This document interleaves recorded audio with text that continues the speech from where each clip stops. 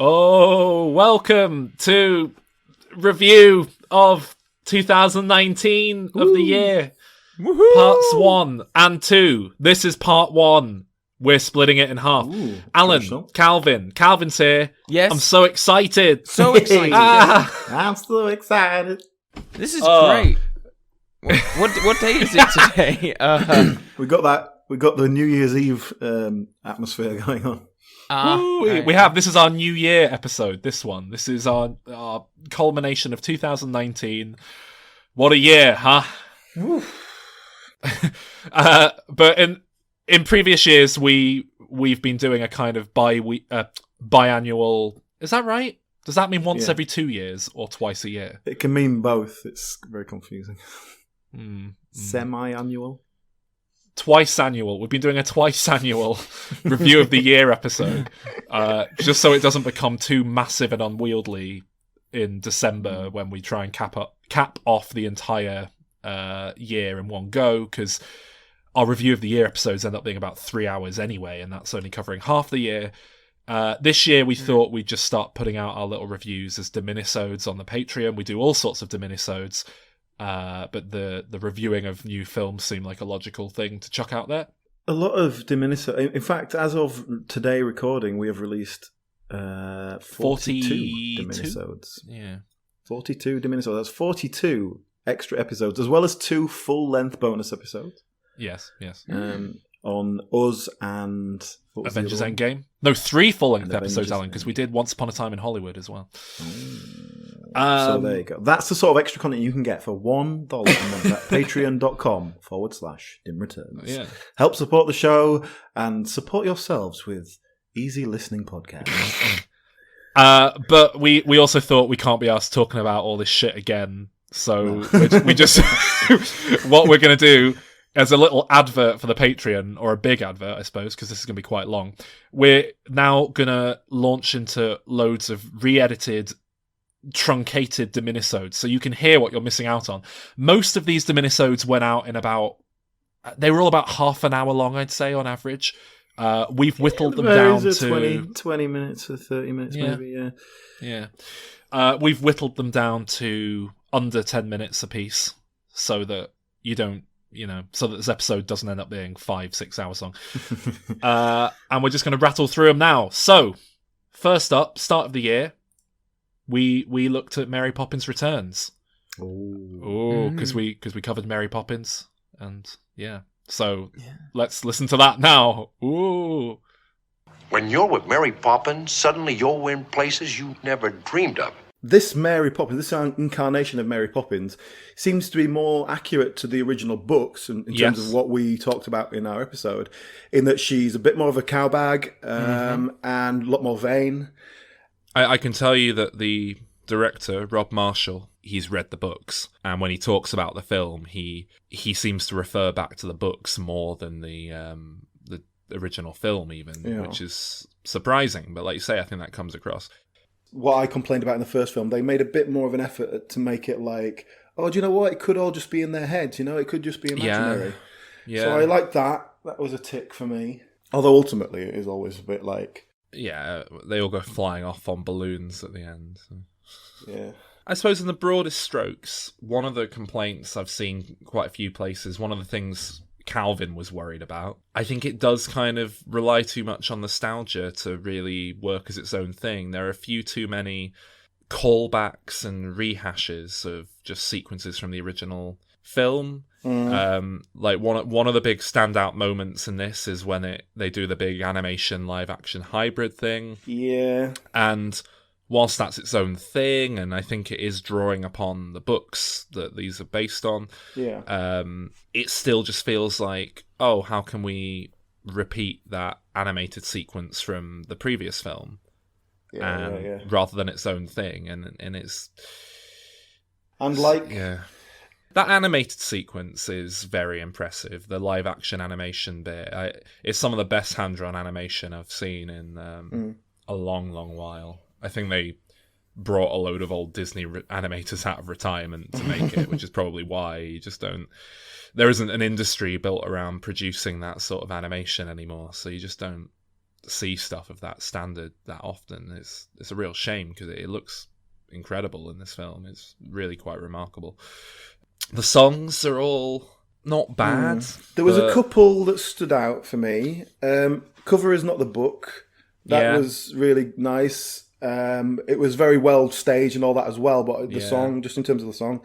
The Meryl Streep bit, that scene jumped out as quite a nice scene.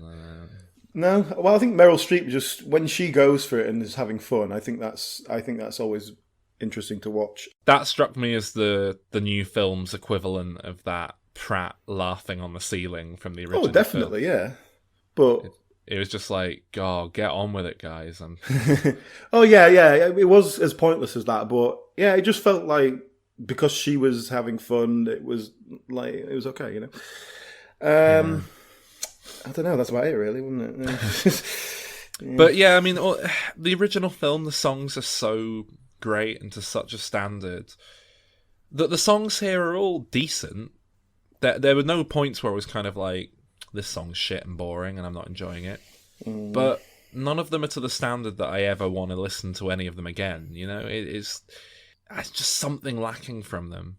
And I think they do quite a good job of evoking the tone of the songs from the original, even. But they just kind of feel like a pale imitation of what we're trying to achieve. Yeah.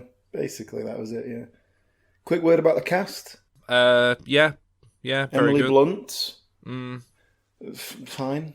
Yeah. Yeah, I said it in our main episode. To me, there's no difference between what she's doing in this and what she would be doing in a Saturday Night Live sketch where she plays Mary Poppins. It's just like, and that's not to say it's bad. It's more that I just don't think there's any subtlety to Mary Poppins as a character, and I don't think anyone could really wow me with a Mary Poppins performance, honestly. I think it'd have to be something very impressive. Lin-Manuel Miranda. He's shit, isn't he?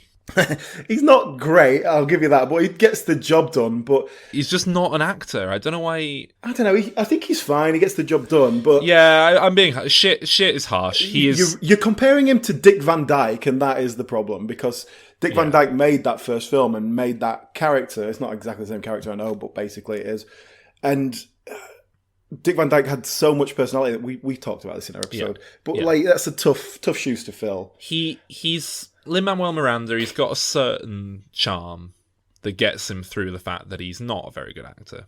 But like you say, he's no Dick Van Dyke. Dick Van Dyke is was a fucking revelation in that original film. He was brilliant, and Jack's just not that. Again, it's the exact same thing. He's just a pale imitation of what the original film gave us. Yeah, exactly. Yeah. Quick mention of Dick Van Dyke then, while we're on it. He turns up. Yeah, it's a nice bit of connective tissue. He's basically doing what he did as the old man the first time round, isn't he? Yeah. But now he's old, so it's not quite as... I mean, yeah, it's nice to see him, isn't it? Yeah, he's just like... he seems fairly spry for a 94-year-old man. Yeah. It looked like his trousers, when he sat down, his like trousers, like it made his legs look like chopsticks. Like, I think he's quite skinny underneath that. He's evaporating slowly. Yeah. Colin Firth is the main bad guy. Colin Firth, I love Colin Firth. It's very much him on autopilot, but it's nice to sort of see him doing a... It'd be nice to get him really stuck into a villain. Yeah. Like, this is just a kind of throwaway thing. I got very annoyed near the end as well. It tries to go all big and bombastic, and like Mary Poppins flies up to Big Ben and stops it turning, and it just got a bit like... Well, what annoyed me about that is how they went to all this effort to climb up there and do all this nonsense, and then she just goes, "Oh well, I'll have to sort this out," and flies up there and does it. Like, well, why didn't you do that before? Plus, do they? I mean, I might have not been paying attention. Do they say you've got until Big Ben strikes? They say you've got. Well, you say you've got until the end of the day, and it says I'll be in the office until midnight. So so not until Big Ben chimes. Well, who else are you going to trust? Is there any other clock you'd trust? All the other watches and clocks in the building. Because they see that Big Ben goes out It's not like they just go, "Oh, that's funny. My watch is fast." They go, "Oh God, someone's turned Big Ben off." Well, they ultimately it doesn't matter anyway, because all that happens is that they don't get the share certificate properly, and Colin Firth's like, no, that doesn't count. And then Dick Van Dyke bursts in and Deus Ex Machina's it all away, and it's like, so it doesn't matter anyway. It's all just to create a bit of drama. Yeah. So I wasn't a big fan of Mary Poppins to begin with. I think I gave it a 5 out of 10. This was very... It was kind of like The Force Awakens of Mary Poppins. It was sort of the same old shit done to quite a good standard, given the distance between the films in terms of how like the length of time between them. It's quite remarkable that they've pulled it off to this standard, but it really is just like reheated leftovers. I'm giving it a 5 out of 10 again, but that's not as strong a 5. That's quite a generous 5, a lesser 5. Well, I gave the original a 7. I gave this one a 6. I'm sorry, where was I? Oh, remember that? Talking about Mary Poppins Returns, Alan. Yeah, Dick Van Dyke. Yeah. But then... Do you even remember that film at all? Like, it's been nearly a year now since we recorded it. This is the beauty of doing our reviews close to the time. I actually remember. That is a very good point, because no, I do not. Beyond Lin-Manuel Miranda being in it, and Dick Van Dyke didn't have to put on any makeup this time. Have you seen it, Calvin? Yeah, I saw it at the cinema. Did you? Ooh, Yeah, fancy. Boxing Day viewing for me and the family it was. We all went and saw it and all came out very disappointed. Oh, really? Oh, yeah. I'm surprised. I think Alan and I were not particularly won over by it, but we weren't particularly won over by the first film either, really. I think Alan was more generous than I was, but I just thought it was more of the same, done quite well, but I wasn't into what the film was to begin with. Why didn't you? It was more of the same, but it felt so, I don't know, corporate, which obviously it is. It's, exec to oblivion, calculated. And it just calculated, exactly. It all felt so, like the first one, I don't know, we talked about in our review about like how sort of meandering the story is, and there's just like these episodic tangents and whatever, and it's so messy, but that's when you judge it by sort of modern standards, well, no, actually even standards of the time, I suppose. But this one just felt like it was so calculated and just a money-making exercise that it felt like it didn't have much of a soul. Did you prefer Meryl Streep or Colin Firth? I forgot Colin Firth was even in it, so I'm going to have to go with Meryl Streep. Who did Colin Firth play? He played was an animated weasel. fox. The bad guy. And himself. Oh, yes, the he was the bank guy. bank man, wasn't he? Yeah. Who had locked Dick Van Dyke in the room next door, apparently, and so they A bank had no man- idea what was going on. A banker who didn't understand the difference between a clock and the time. Yeah. Oh, and I really hated Lin-Manuel Miranda. I thought he was He's bad. He's a bad appalling actor. in it. He's Yeah, a like, magnificent really bad. songwriter. Should never be in front of the camera ever. Yeah. I've not seen him in anything else, but just I know his hype. He's got a lot of hype, and yeah. What would you give it out of 10, Calvin, out of interest? 5? Oh, I think that's what we gave it. I give it a 6. Oh, shit. Because it's breezy enough, and the effects are great, and I like that they retained a lot of the 2D animation, the hand-drawn looking Yeah, stuff. you know what? The hand-drawn animation was stunning. Absolutely beautiful. I'll give it that. So, after Mary Poppins, moving swiftly on, we did a Laurel and Hardy episode. And you know what, those guys, Laurel and Hardy, much like Mary Poppins, were very musically inclined, weren't they? This doesn't feel like a clumsy segue. This isn't a clumsy segue. It's a clumsy hook for later. Keep listening, guys, because That's a hook. we've got some musical content coming your way. We've got a nice music quiz. 2, actually. Well, 4 if you count next week. But yeah, we covered Stan and Ollie, the Laurel and Hardy sort of biopic, but focused in on a very specific time in their lives. What did you guys think of it?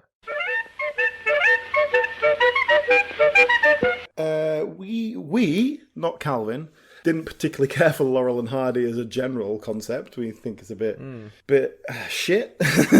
But certainly I guess we're just out of date on that one. But Calvin actually laughs out loud at it. This is a film made all about them. It's obviously made with love. It's made by people who are big fans. So I wasn't really expecting that much. But I have to say I really liked it. It's a very pleasant little film, isn't it? It's not mind-blowing or genre-defining or anything, but it's very light and there was easy. Something very warm and familiar about it. It felt very just nice. Yeah, it does what it does really well. And I think I ended up reviewing this properly for a magazine. But I think what I basically came down to at the end was that it just captures that sense of, like you say, warmth and friendship that was so endearing about Laurel and Hardy in the first place. I will say, if there's one thing this film is missing, it's conflict, it's drama, because nothing really happens. There's a point where they kind of fall out for 10 minutes and then they're fine again. There's never quite that dramatic tension where we feel like something might happen. There's not really any plot as such. But it is just, there's a nice little meandering look at these two people who've just been together for so long. I think there's conflict. The conflict is that Stan is trying to get this film produced and can't, and the tour's going badly. The problem is, whenever there's conflict, it's kind of dealt with in a, the tour's not doing well and no one's coming to see them. Oh well, we'll do a bit of promotion. Oh, it's doing really well now. Yeah. That's that sorted. Yeah. Which is, so, I mean, it was just, like, not very dramatic, but, like I say, just very kind of pleasant experience. I really, really genuinely, like, this is the first film I've kind of enjoyed in about a year. Yeah. I think I made a point of, I really like that it hones in on the Twilight days. I think that's a lot more... I'm very rarely a fan of biopics that try and do, like, spanning the whole life of someone, because you end up... or the whole career, you just get a really meandering film with no structure that goes all over the place. Because this is like a very specific time in their lives. It's got proper story structure, and it is just an interesting look, and there's a sort of air of melancholy about it that I think heightens the the bond, the strength of the bond between them, which is obviously what the film kind of lives and dies on. And I think it was a really interesting decision that pays off very nicely. I did like this balance they created of, having these characters that are based on the real people, obviously, but then incorporating the Laurel and Hardy fiction characters into it. So when they're booking into a hotel and Stan's trying to carry all the suitcases and he's just falling over, and like they weren't like that in real life, but then it creates this mood and this character about them. Plus there's always just manages. You can say you don't like that. Yeah, I didn't like that. Well, I know what you mean, but it felt too inconsistently part of it. Well, they do it a lot near the start. Yes. And it's kind of I agree with you hang there. on, Yeah, is true, is that them, or what is this? I kind of liked it because there was always this undercurrent that they were always on and they were just doing the shtick all the time. Yeah, they do it a bit later on towards the end of the film, but then it's very clear when they're doing it that they're sort of performing to someone that they've just met, and that I like. Yeah. But I wasn't a big fan of... There's a few instances early on where it is like, oh, they're just doing classic Laurel and Hardy bits, but no one's watching, and they're just kind of... Yeah, for some reason, I know exactly what you mean, but it did just work for me. It just sort of created this sense of, like, we know what this is the characters, and I don't know, it was it was just a nice little package of this thing. It's quite a simple film in the sense there's only like 5, maybe 6 characters in the whole thing, really. You got Laurel and Hardy, the wives, the tour manager, and then maybe what's his face, the producer, Hal Roach. So very simple and great. I thought the 2 wives worked really well. I don't know what. Yeah. I presume they're kind of based on the real life, but they spark off each other really nicely. They provide support to Laurel and Hardy in a way that just helps their characters work. There's no conflict between them either. Like the husband and wives are kind of happy together. Yeah. But they just bring a lot of energy to it. The guy who plays the tour manager, I liked him. He was fine. It was a very sitcom-y performance. I was going to say it was a bit too big, wasn't it? Yeah, it was just a bit too place. sitcom-y. But Steve Coogan always leans that way anyway. So like every now and then he was going down that road. So it worked. It just worked. Well, yeah. So the two leads. Yeah, I've been saving this. I think I said this in. Well, I think they're both great, but I think with Steve Coogan, you never quite lose the sense that you're watching Steve Coogan. Yeah. Whereas with John C. Reilly, he just disappears into the role. It's like you're watching Oliver Hardy. Yeah. And I know he's got the prosthetic makeup to help there, but I do just think John C. Reilly is a phenomenal actor. I love him to pieces. I think he just... I think it's frankly offensive that Steve Coogan's been BAFTA nominated and John C. Reilly hasn't. Really? That's interesting. Because he's British. Well, that's it. I wonder if it's because he's the British one. Yeah, I mean, those two central roles, brilliant. I think they both kind of completely encapsulate the characters. I know what you mean, though. Yeah, you do get a sense of Steve Coogan doing an impression of Stan Laurel, a very good impression, whereas John C. Reilly kind of becomes Oliver Hardy. Exactly. Yeah, there is a sort of subtle difference there. And yeah, the two. Wasn't it weird? Like Shirley Henderson with like massive John C. Reilly. She was like a tiny little stick figure. Yeah. And I think if we were massive Laurel and Hardy fans, I think we'd probably get more out of it because there's some, very impressive, faithful recreations of classic bits. Yeah. And like I mentioned in the episode we did, there's the bit of a Laurel and Hardy film that never got made that I assume is based on real stuff that was written, but Robin could Hood just be stuff. Completely... Yeah, when he has a little dream sequence, just imagine... There was a couple of moments that felt a bit anachronistic, like when he goes to this film producer's office and the secretary, she just seemed so modern. She was like, yeah, I'm afraid he's gone out. She was the exact same thing as a tour manager. It just felt yeah, exactly, yeah. sitcom-y, yeah. But it worked. I mean, it was fine, but that was just these little weird moments that felt a bit inconsistent with the period. I gave it an 8. And this is the first 8, like, in terms of going to see something at the cinema. It's the first 8 I've given since when we did the Oscars episodes, like Shape of Water I gave an 8 to. So it's like nearly a year since I had an 8 experience in a film in the cinema. I just really enjoyed it. It was nice. I think 75% between the two of them. That's about the perfect score for this film. Well, here's another nice mess you've gotten me into. Well, no, what did you think, Calvin? Because I know you saw this one. Yeah, I did eventually, a few months later on at home viewing, and I really, really liked it. I thought it was lovely. It was a perfect Sunday afternoon viewing, very easygoing, very light drama, very light comedy, kind of a lot of tragic overtones that are quite nice. Very that's sweet. Pretty much what we said. Yeah, just very wholesome and kind of nice. Which is not something you get very often. Yeah, captures the energy that makes the pair so appealing to begin with. Calvin, what did you think of Alan popping up and distracting you in that scene where you see him about 5 times laughing? It was very and distracting. Whoever was doing the continuity for that edit, it just all over. You looked like you were really enjoying it as well. He was. That was fantastic. He was. He complained about going to the Laurel and Hardy Museum and some idiot sat laughing at all the films. I think he was just trying to cover his tracks because that was him. I reckon he just went and was just cracking up and felt so ashamed of himself that he made up all this story about some kid. What would you give it out of 10, Calvin? I'd go 8. Oh, nice. Yeah. I think Alan gave it So an did 8. I. Yeah. Yeah, it's shockingly. It's going to be one of our best rated films of the year. Yeah. Well, it's the Green Book of this year, isn't it? It's everyone's second or third favourite pick.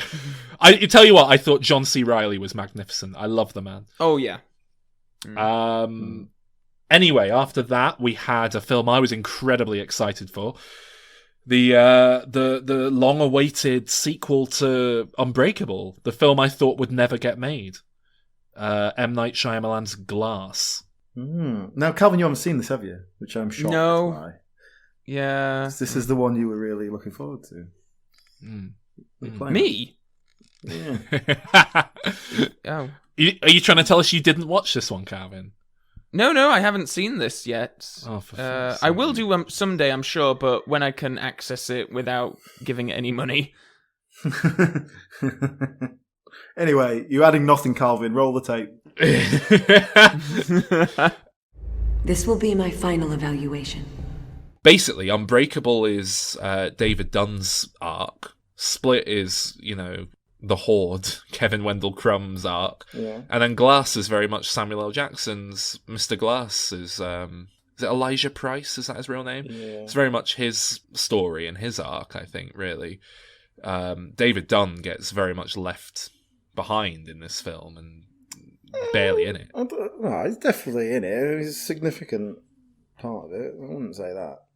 If Unbreakable was Act 1 of a superhero film, which it very much is, then this is very much Act 3 for all its faults, because superhero films often devolve into just a load of action bullshit in Act 3, get a bit bloated, and also you've had all the characters established and set up in the start of the film, so they're not really concerned with doing any of that in Act 3. So that's kind of what this is. And that's not to say I didn't like any of that. It's just it's a lot less thoughtful and interesting. It's a lot more conventional. Oh, this is just kind of where the story goes next, which is just sort of, it's just kind of playing out how you'd basically expect it to.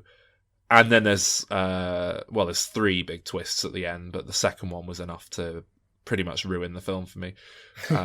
So that's kind of where I stand. I guess I didn't hate it, but yeah. The structure was just a bit too all over the place. It didn't feel like it quite knew what it was doing. Oh, I see. I quite like the structure of it, actually. Well, I didn't mind that. My main problem is that it felt very, very meandering and slow at the beginning. I didn't really know where it was going. It does all kind of wrap up by the end. It does tie in. I liked all the stuff at the beginning. I felt adrift for quite a lot of it. But it was things like the Sarah Paulson character. I just didn't buy into anything that was happening there. It didn't feel real. And spoiler alert, that was a reason for that. So I kind of paid off at the end. Yeah. But I just thought it was kind of weak writing that what they were doing. The reason they'd imprisoned David Dunn just didn't feel very justified, given what he'd done. And there are multiple instances of people acting out of character in this film that I didn't really like, and there are multiple instances where, like you say, Sarah Paulson's character will say something and I'll think, well, that's bullshit. Why would that be how it's set up? And then, like you say, at the end it's all revealed and it's like, okay, so maybe that's actually decent writing. Maybe that's like setting up a twist, but it's jarring. Like you say, it just comes across as bad writing initially. Yeah. But I mean, I don't know, to dive in at the start, we pick up with David Dunn, however many years on, and I loved it. It wasn't like mind-blowing or like some sort of revelation. It was kind of exactly what you'd expect, the most basic kind of, this is what he's doing now. But for someone who's as big a fan as Unbreakable as I am, to just have more of that. And the same kid playing his son, but now he's an adult, which was just lovely bit of continuity there, and they've still got a really nice bit of chemistry, I think. He's a good actor. I don't think I've ever seen Spencer Treat Clark, who plays the son. I don't think I've seen him in anything since Unbreakable. Yeah, but I have. He's a great actor. He's handsome. I was really surprised. Yeah, I was expecting him to be that classic thing where they get the child actor back, because a lot of things do this sort of thing once in a while, and it's always a bit like, oh yeah, they can't act. And it's like, no, he's a good actor. I looked him up, and he's working regularly. Like it's just stuff I haven't seen, but he seems to be a solid working actor. So fair play. James McAvoy is always fun to watch doing his thing. Yeah, I mean, we discussed this a lot in our Split episode, so we know we weren't quite down with the McAvoy, but it's a good performance, no doubt about that.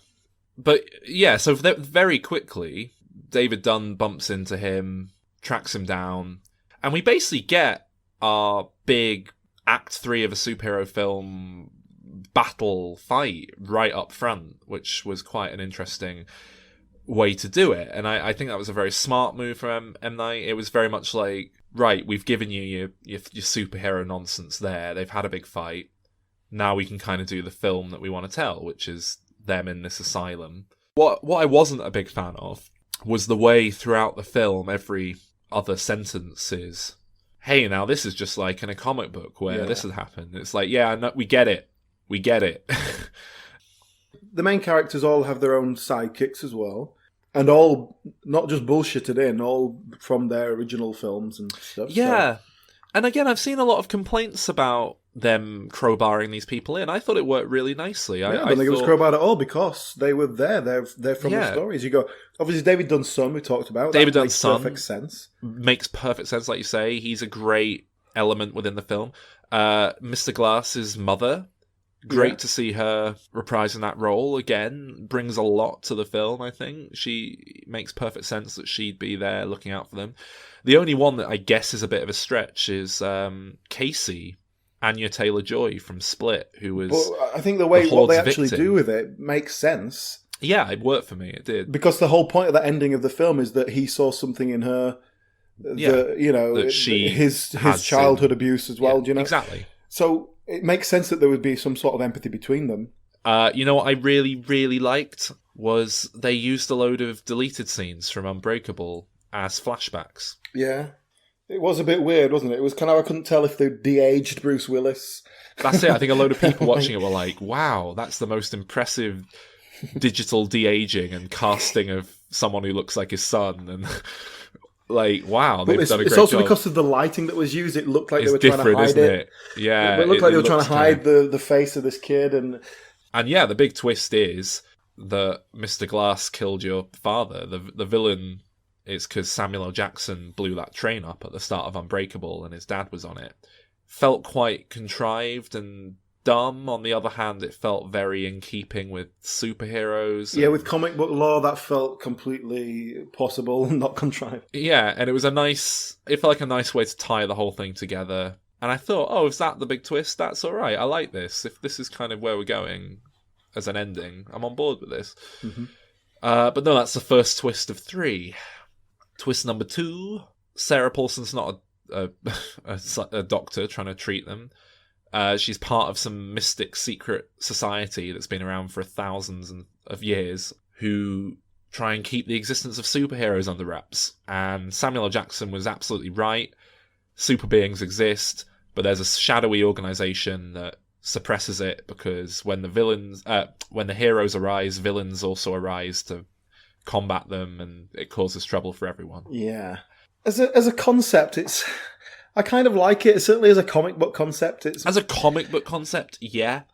I don't think it fits into this world. And this is a world where I've bought into the Horde who can climb up buildings, like up the wall and stuff. It feels a bit too much of a big thing to drop as a twist because it doesn't work as a simple twist. It kind of asks so many more questions. Yeah, and it feels like it's setting up for another film, basically. Yeah, it kind of did. And then the big sort of final twist is, but Elijah Price has set up, like, hacked all the cameras to film everything and then distribute it around the world, and so everyone will know it's real and the cat's out of the bag. And I didn't mind that as a concept. I liked the idea of he's letting the cat out of the bag, and it was this really nice, aspirational, hopeful message of, like, now everyone will reach their full potential and everyone can go and be great. And I liked those ideas. What I didn't like was the scene with them sat in a train station or wherever it was, where suddenly it went viral, where everyone was looking on their phone as if it was like, you know, a plane had just gone into the Twin Towers or something. This kind of thing is not the sort of news that would spread at that rate. And the problem with that is that it felt like it was this, they needed this big moment at the end where it was like this big thing, and that was the best they could do. And it was like, okay, we're going to have to fudge this to make it kind of work. Exactly, and it just felt like a weak way to go out on. It was a really disappointing film. I didn't dislike it. I don't think I've ever been as baffled as to how I feel about a film coming out of the cinema before. Well, shall we rate it? Because that's going to give it a good indication. I gave it a 6.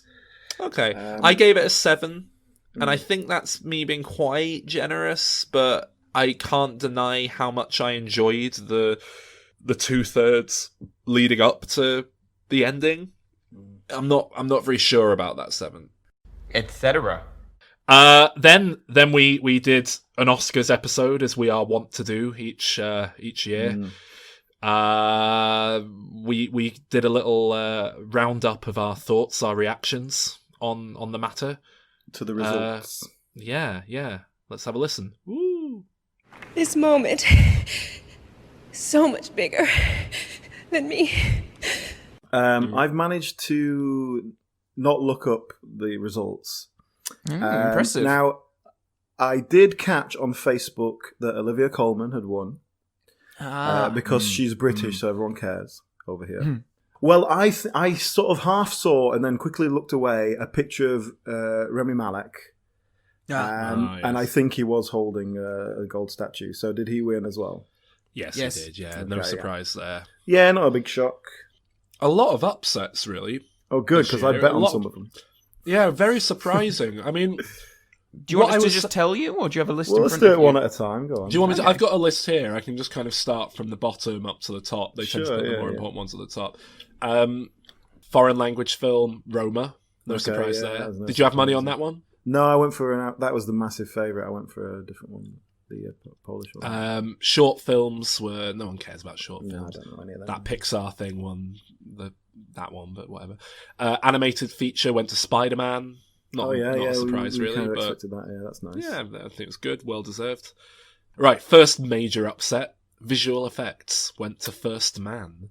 Oh, really? Not Black Avengers Panther or anything like that? Black Panther wasn't nominated. Everyone thought it was going to be Avengers Infinity War, I think. You saw First Man, didn't you? Whatever. Yeah. Was it visually effecty?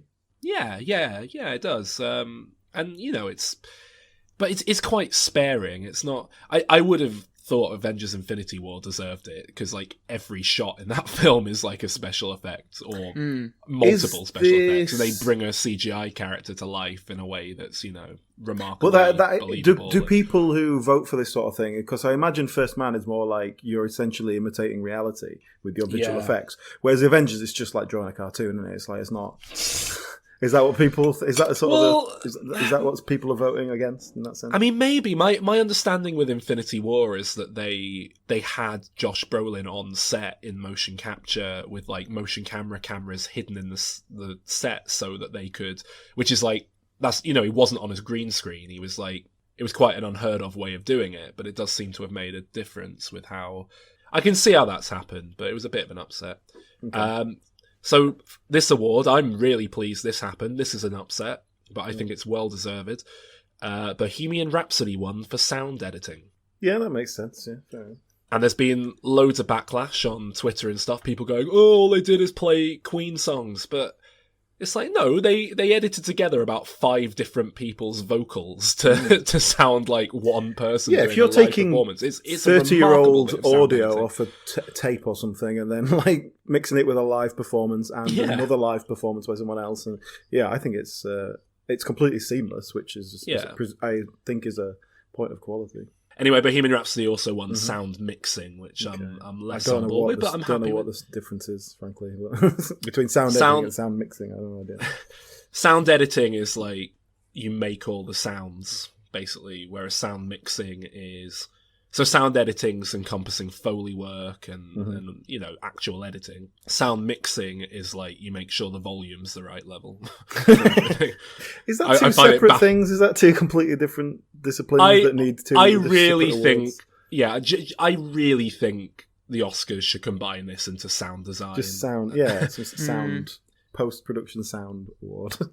Yeah, because sound mixing... I mean, I would have given that to A Star Is Born, I think, personally. I think the audio levels were pretty on point in that film, but not going to complain about it. How do you even come to decide what... Original song was Shallow, no surprise there. Is that the Lady Gaga one, yeah? Yeah. Okay, fair enough.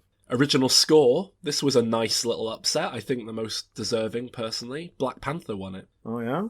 Makeup and hairstyling went to Vice, rightly so. Okay, Wonderful makeup in that film.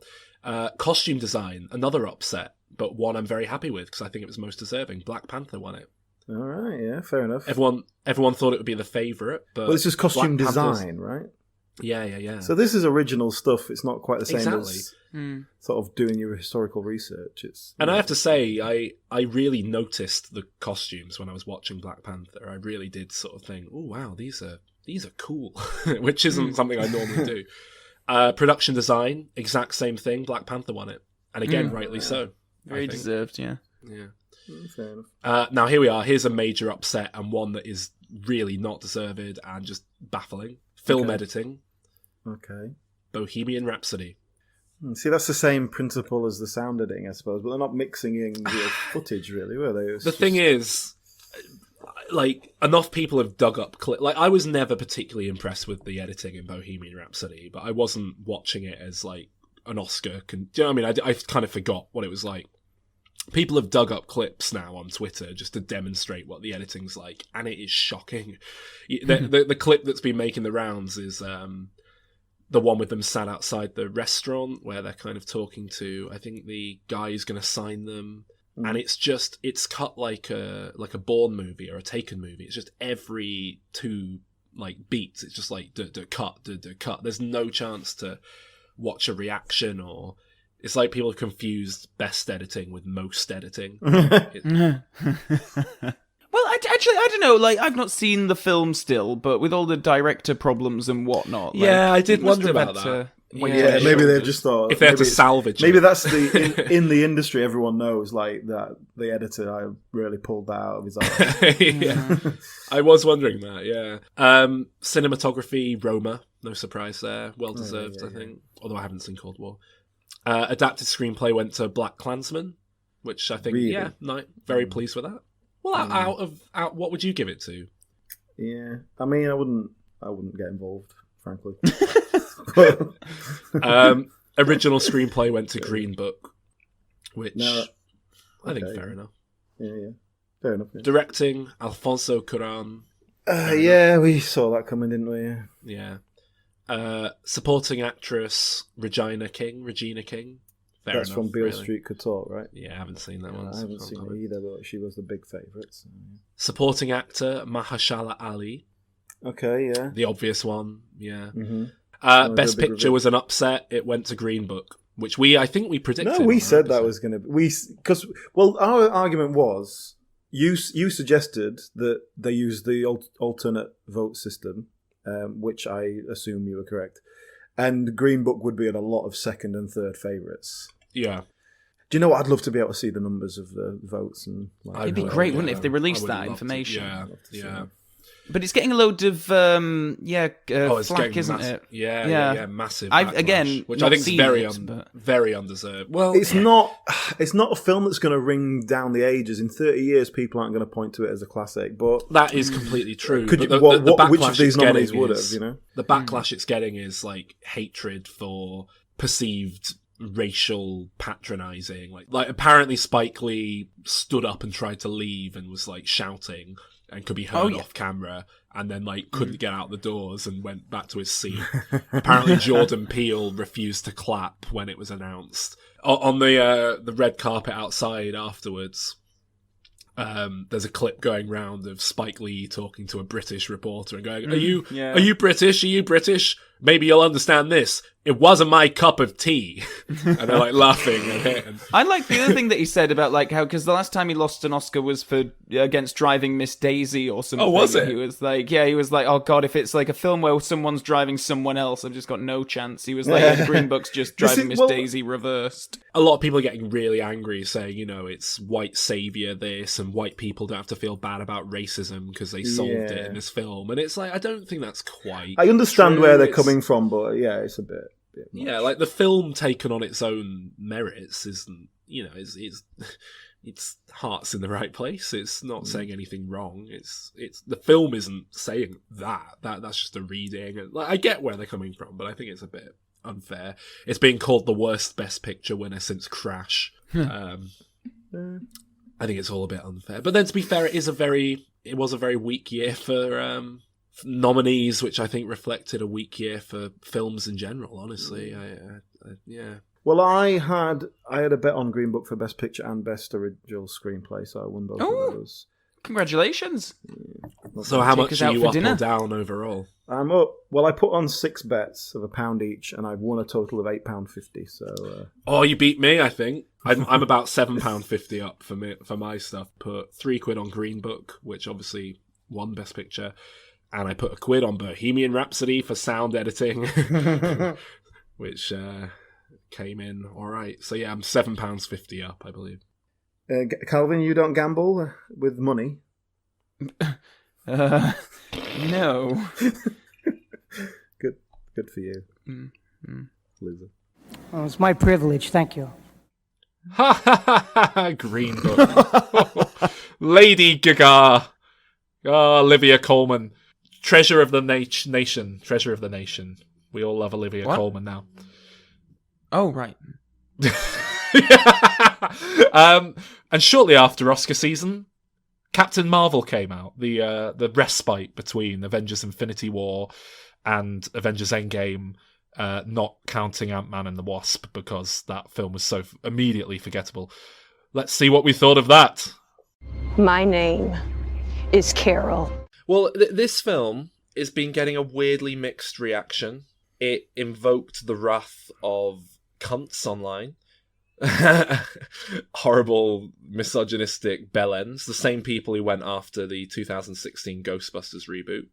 See, I don't associate myself with the internet people. So, what are they saying? What's the it's a woman, boo. Basically, is that basically a lot of the same people who went after Black Panther as well. Is there any kind of substance to it, or is they just? Well, not really, like but women? I do wonder to what extent them putting out thousands of fake reviews hitting these same talking points that are bullshit, in my opinion, is influencing people to be a bit more negative about this one. I don't know how anyone who loves Marvel films could pick this one out as being noticeably worse than any of the others. And yet, I've spoken to a few people who say this is their least favourite one, just don't like it. And I'll be honest, none of them really seem to be able to justify it very well. The main talking points that keep coming back again and again are, so number one, I've heard complaints that there are too many 90s references in the film.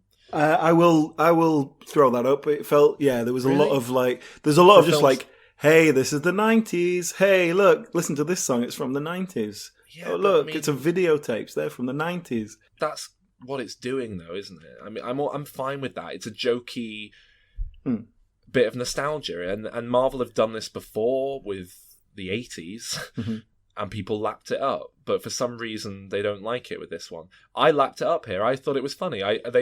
She lands in Blockbuster. Yeah. Well, I like that because perfect setting. We know exactly what that means. Yeah, exactly. That's all you need.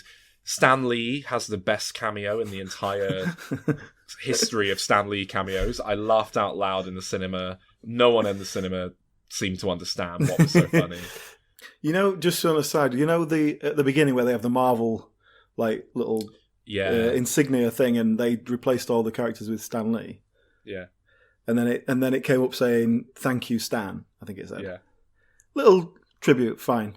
There was someone in the cinema I was at, a couple of rows behind me, some lads, and one of them just went, "He's never going to see it."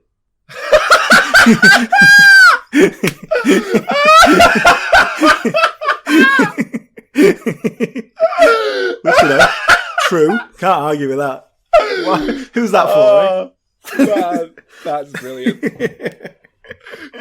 But no, I really enjoyed that. And I thought the soundtrack, having a 90s soundtrack worked perfectly. Yeah. It was the Guardians of the Galaxy thing, but it worked again. It justified the thing. It gave it a unique flavour. The early 90s and the 90s is really my era. So there was a lot. It was the first time I ever watched one of these films and gone, "Oh, I like these songs." And some of them were a bit like, "Oh, what's weird hearing this in this context." Another major issue that they have, and I think this is legitimately a bullshit complaint. The same people, they say it's like Superman. She's too powerful, therefore there's no conflict at any point in the film because she's basically by the God. end. And exactly. That's bullshit because she's superpowered. She becomes ridiculously powerful in the last 10 minutes, having completed her character arc to earn those powers within a writing context. So it's bullshit. If your only complaints are, well, that's going to break the Marvel universe moving forward. Let the future films worry about that. This film's doing its own thing, and it works fine. My thought was like, okay, so what's the next film then? Like, what? Because now she's Superman. Like, what's that? Yeah. But yeah, within this film itself, yeah, it wasn't an issue. And I'm sure in the next film they will explain exactly how powerful she is and I'm sure they'll get into that, but you don't need that here. It's irrelevant. Point number 3, I've seen a lot of people complain about Brie Larson herself. They say she's a very bland, uninteresting character. She gives a very boring performance. I completely disagree. I think she brings a lot of personality to the role. I don't completely disagree with that. I don't think she's a Robert Downey Jr. Tony She's Stark. not a Chris Hemsworth. She's not a Chris the Hemsworth, reference I said. But Yeah, she I hasn't. think she's a Chris Evans. Yeah, I think she's a Chris Evans. Yeah, but is that the bar we're aiming at now? Is that what we're happy with? Yeah, I like Chris Evans. But that character's deliberately bland as well. Like, the character's supposed to be like Mr. Blando. Well, you know, I don't know. I think she has a good bit of personality. She's a bit of a blank slate in this film, but she's developing a personality throughout it. I think she'll have more personality going forward. Yes. Well, I think this is definitely... Okay, so I haven't seen Brie Larson in much, but I've seen her do very, very good acting. Like, she's good. She's very good at the emotional Oscar stuff. winner, I believe. Talking to the little kids and stuff like that, she was good at that bit. You're right. Yeah. Great. The personality character quips bit felt like someone reading a script. It wasn't like that. It felt very much like, this is the character we've written. Can you do it? Rather than letting whatever personality she has got kind of come into it a little bit, let her bring her own thing to it. It felt like, look, we need another Thor. Like, let's just do this. I think that's fine, and I think that'll work going forward. Because remember, it took them about 3 films to really figure out how to handle Chris Hemsworth, and for him to quite get his grip on how to play Thor. Yeah, and the original Thor is quite different, isn't it? The first Thor. And now he's got it down, and he's great in that role, and the character's great. And I think this is the same. I think they're just kind of finding their feet with her a bit, but she works fine in this film. I thought she was likable. And let's not forget, this is a twofer.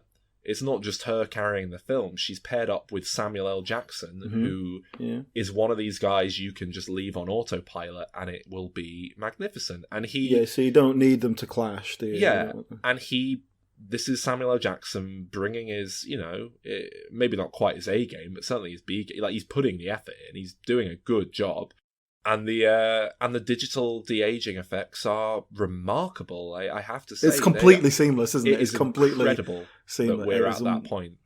But yeah, it's insane. I've seen a lot of fucking idiots complain that this is, a film that emasculates men. Women are all competent, men are all evil and incompetent. And it's like, what the fuck film did you watch? There's one villain who's a man. There's also multiple heroes who are men, as well as like 4 female characters who are good and strong. But there's there's anyone who could read a kind of sexist reading from that of like anti-men. It's baffling to me. And one of the big points that they take is that they say it emasculates Nick Fury because they turn the thing with his eye into a joke. I loved that. I thought that was hilarious. I thought that was How was that emasculating? Well, exactly.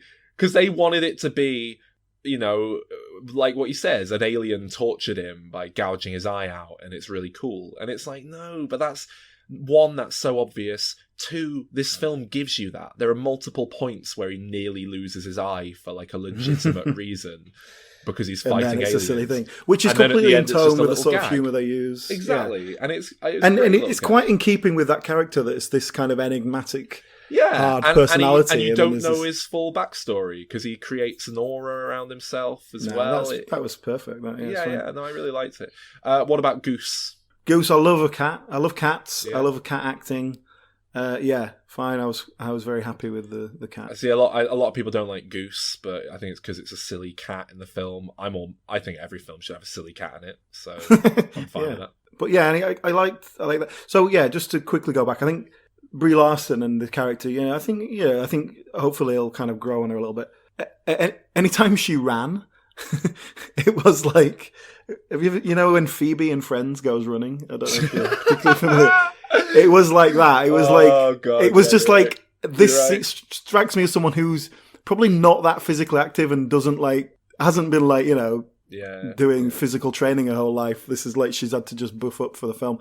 So, and the running it particularly showed. And then in the fight scenes and stuff, it looked all right. It was fine. Yeah. What would you give it? I gave it 7. Oh, I give it an 8. 7's pretty good for me, to be honest. That's really good for you, yeah. For this sort of stuff. Yeah. Species, human male. Threat, low to none. Ooh. Yeah, it was good, wasn't it? It was good. I don't know, what was it? Yeah, you liked it. You liked Captain Marvel. Oh, yeah. You were really positive about it. You were really positive. You said... No, actually, I liked the music. You said something to the effect of, you like the music, eh? You like music? If you like music, you should hang around for about 2/3 of a way into this episode when there'll be some more music. Talking of music, we had a film that went from being a musical to being a kind of horrible hot topic interpretation of a musical. Tim Burton's Dumbo remake. Let's see what we thought of that. Dumbo, the ninth wonder of the universe. Tim Burton, we've had our issues in the past. I mean, shall we just... What's happened to him? Shall we just get straight into it? This was an abomination of a film, wasn't it? What's happening? Why is this happening? What? I love Tim Burton, and I love Dumbo. Unfortunately, this film contained the worst of both of them. It reminded me of M. Night Shyamalan. Yeah, just like a fall from grace. But it's unacceptably bad.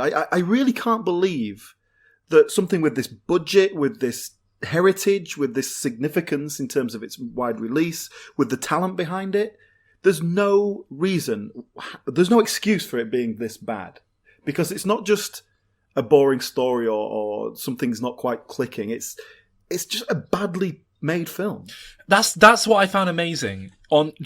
Purely on a filmmaking level, on a kind of technical level, this film is badly shot. It is badly edited. It is badly acted.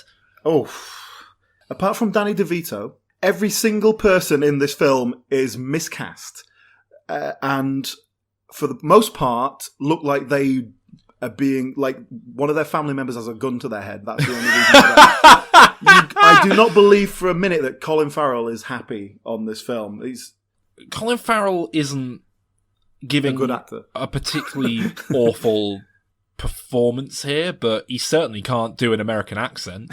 But that's why I said miscast, because I know a lot of these actors are good actors, so I'm not just want to say they're shit. Well, because he kind of had shades of John C. Reilly. Kids, I'm here at the circus.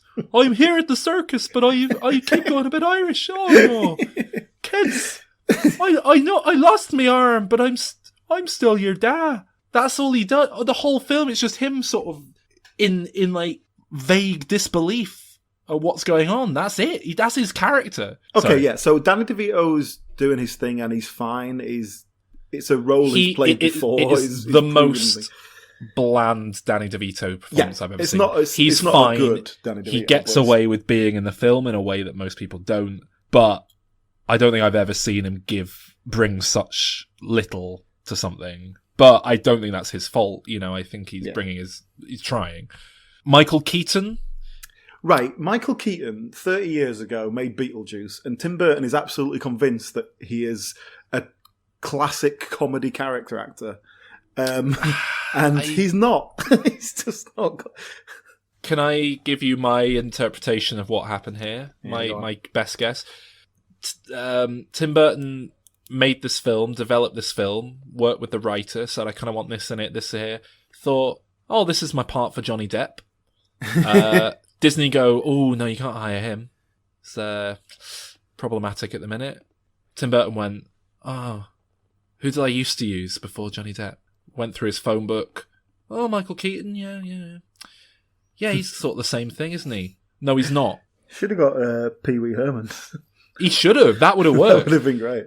I think Michael Keaton again. I think Michael Keaton's really trying here. Yes. I think he's bringing a lot of something to what he's doing here. I think it's been badly directed and no one really quite knew how to shape it into something coherent. I think he's one of the better things in this film, but it still doesn't work. I mean, I'll grant you that he's one of the few people that look like they're trying. I'll give you that. Similar thing, the Helena Bonham Carter character, except it's now Eva Green. Yes, again, someone who looks like they're being held hostage throughout the entire film. I think she's one of the better elements, again, in that, like, it was fine. There was nothing particularly about her character here, but to be fair, I don't think I've ever, like, with the greatest of respect to Eva Green, I can believe she's capable of a lot more, but all I've got to go on are her Tim Burton movies. That's all I've really seen her in, which, now, probably isn't doing her any favours. Did you know that the character she's playing is supposed to be French? Because it was not apparent by the accent she was doing. Yeah, she's doing a kind of Russian accent. She's John Malkovich. I did gather it was meant to be French. Yeah, initially I was like, oh, she's kind of Eastern European, but no, I did pick up on it being French. Does she not make some comment about, like, when I saw the Eiffel Tower, this reminds me of flying around and looking at the baguettes in Paris? The children. Right, okay. Before we come on to the individuals, answer me this question. Why are there two of them? Yep. Do you think they told that girl, the actor, to distinctly not show any emotion whatsoever? Yeah, I do, actually. I do think Tim Burton was directing her to do it as lifeless as possible. Because I got a real Wednesday Addams vibe from it. And it felt weird and put on. And I did actually get a strange vibe that I think she's capable of a lot more, but she's being directed in a fucking weird way. Well, I hope for her sake she is, yeah. I think that's... oh, God, and it's a bad performance, but my guess is it's Tim Burton's fault. I think he's directed her to do it as lifelessly as she possibly can, because Tim Burton remembers Wednesday Addams, and Tim Burton remembers seeing some little girl in Aliens or something. But that's it. It's not like... There was a similar thing I remember when I saw Alice in Wonderland with Mia. Is it Mia Wachowski? Is that her name? Mia Wasikowska or something like that. Yeah, something like Wachowski. And I remembered watching that film thinking, this is weird. This actor, who I've never really seen in anything before, in about 50% of the shots, she's giving amazing, interesting delivery to these lines. In about 50%, it's the most weirdly lifeless, nothing delivery. And I've seen her in other things since, and she's a very good actor. And I think Tim Burton's got a weird thing for lifeless women. And there's this whole host of supporting characters that are like the circus troupe. Should be loads of really exciting Tim Burton characters there. That should be Tim Burton's time to shine. I think the closest thing we have to a kind of Tim Burton freak is a fat woman. But that's it, and they haven't even got... She hasn't even got a beard. They haven't got the courage to call her the fat lady. They call her the mermaid, and she just sits in a glass box, being fat. Yeah. What's that? I say, if Tim Burton had made this 10, 15 years ago, we would have had... What's he called? Deep Roy would have been in there. Don't know why he didn't turn up. We would have had, I guess, maybe with Danny DeVito in the circus, it was too many little people. Vern Troyer turned up. Yeah, we would have had that one of the freak people from American Horror Story freak show, one of those like weird looking like actual freaks. Well, I think Tim Burton would have gone to an actual freak show and cast a load of real life oddballs. In fact, it would just be all the people from Big Fish. It'd be the giant from Big Fish. Yeah, exactly. It'd be the twins from Big Fish. Steve Buscemi. Yeah, an odd looking guy. It's like this is an olden days circus. Oh, we've given birth to an elephant. Well, fuck me, that elephant's got big ears. Fuck, we're not interested. Take it back. We don't want it. No one's going to want to see an elephant with different ears to a normal elephant. Fucking hell. And then, so hang on. No, the freak show's already full. We can't do anything with it. It's no good for anything. Dress it up like a baby. Oh, it's fine. What is this show? Well, it's a show where we just take an elephant out in front of everyone. But the second they realise its ears are big, they all go, gross, disgusting. Hey, it's me, Alan Arkin. I'm the banker. So, you got a lot of money tied up in the bank, haven't you, Mr. Michael Keaton? This show better be the best show in the world. Well, how about a flying elephant? Great. Yeah, but you told me it was going to fly around the tent 5 times, and he only flew around the tent 3 times. I don't see how this show is fucking viable. How's anyone going to want to come and see an elephant who only flies around 3 times? You fucking idiot. The bank's taking your money away. You can't... You... What is this film? Yeah, just very, very badly written. But this is the worst thing, right? The fact that Dumbo himself is really an afterthought. It always feels like he's forgotten. Well, Dumbo is the best thing this film has going for it. There's still a lot of personality, a lot of charm in the little CGI elephant, even though he looks like a wet chamois leather. But not really a lot of charm, not a lot of personality there, considering it's supposed to be the central character. To say he's the center selling point of a Disney film with millions of dollars behind it. It should have been better, but I couldn't help but think, he's still quite cute, little elephant. So I'm giving this a 5. And that's really a very generous 5. If we did halves, it would be a 4.5 out of 10. Really? But, there you go. I thought I was being generous. I gave it 2. Yeah. It's not acceptable. Did you ever see an elephant fly? Oh, that was me just throwing up at the thought of that film. It wasn't even that bad, so that wasn't overreaction. It was that bad. It was awful. It was bad. Calvin, it wasn't even... Calvin, have you subjected yourself to the horror of Dumbo? No, I haven't. Based on your guys' review of it, actually, I stayed well clear. Yeah, keep it that Good way. idea. Keep it that way. I mean, the thing is, it's not even Disney's worst live-action remake this year. I think it is. So. No, it isn't. Not even close. Anyway, more on that later. But right now, Pet Sematary, didn't they already do that in the 80s? I thought. Wasn't it 1990? No, it was like 1989, 1988, I think, the first one. Oh, I think the second one might be 1990. Well, this is what we thought. There's that damn road. Uses up a lot of animals. The remake of Stephen King's Pet Sematary. Yes, interesting that you used the word remake there. This is very much a remake, I would say, even though it kind of presented itself as a new adaptation of the book. I would say this is very much a remake of the 1989... Was it 89 film? Something along those lines, yeah. It was. I was going to ask that, because it's definitely an adaptation of the same story. It's got all the same beats, basically.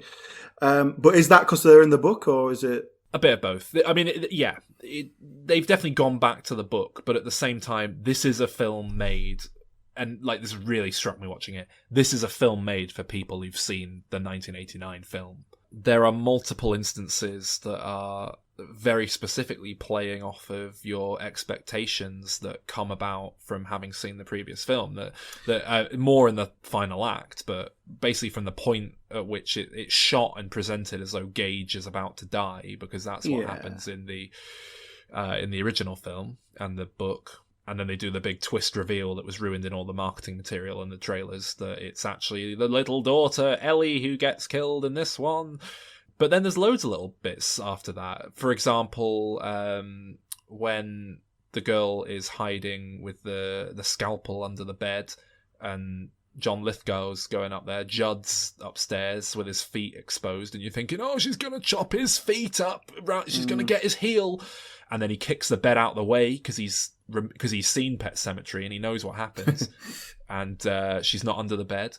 There's a lot of very self-aware little bits like that. Yeah, I don't know, is that just little nods to it, or is that? It's not. I don't think you need that stuff to appreciate if you've never seen the original. I don't know. I thought it was very much a film made for fans of Pet Sematary. I mean, fucking hell, it has the same Ramones song at the end, covered by a new band. That's for people who've seen the film. That's surely. Yeah, but I don't think you need to have seen that to appreciate what's going have. on in this film. You know, obviously, to compare it to the original, it's significantly better made. The acting is a superb improvement. The writing is, pretty much everything. The writing is more streamlined. It takes a lot of the elements from the book that are silly and messy and makes them work a lot better in very subtle ways. It's very close to the book. It's just well written and well directed rather than shoddily written. Yeah. But what I will say though is that it lacks the charm of the original completely. Yeah, and it definitely feels more like a standard horror, a well-made but straight-up horror film. It feels like this modern, which it is. It feels like this modern wave of Stephen King stuff that it's from, as in very well-made stuff from fans of the material. But I don't know if that's. I don't know. It's really nicely shot. Like you say, the acting's a hell of a lot better, even though it's only like I don't know. What is Jason Clarke? Do I like him? I can't tell. Yeah, he gives a good performance here. It's good. Like to give him credit, he's good in this, but he's also an incredibly bland. Yeah, he's got a touch of the Jeremy Renner about him. He's a big improvement over whoever it was in the original film.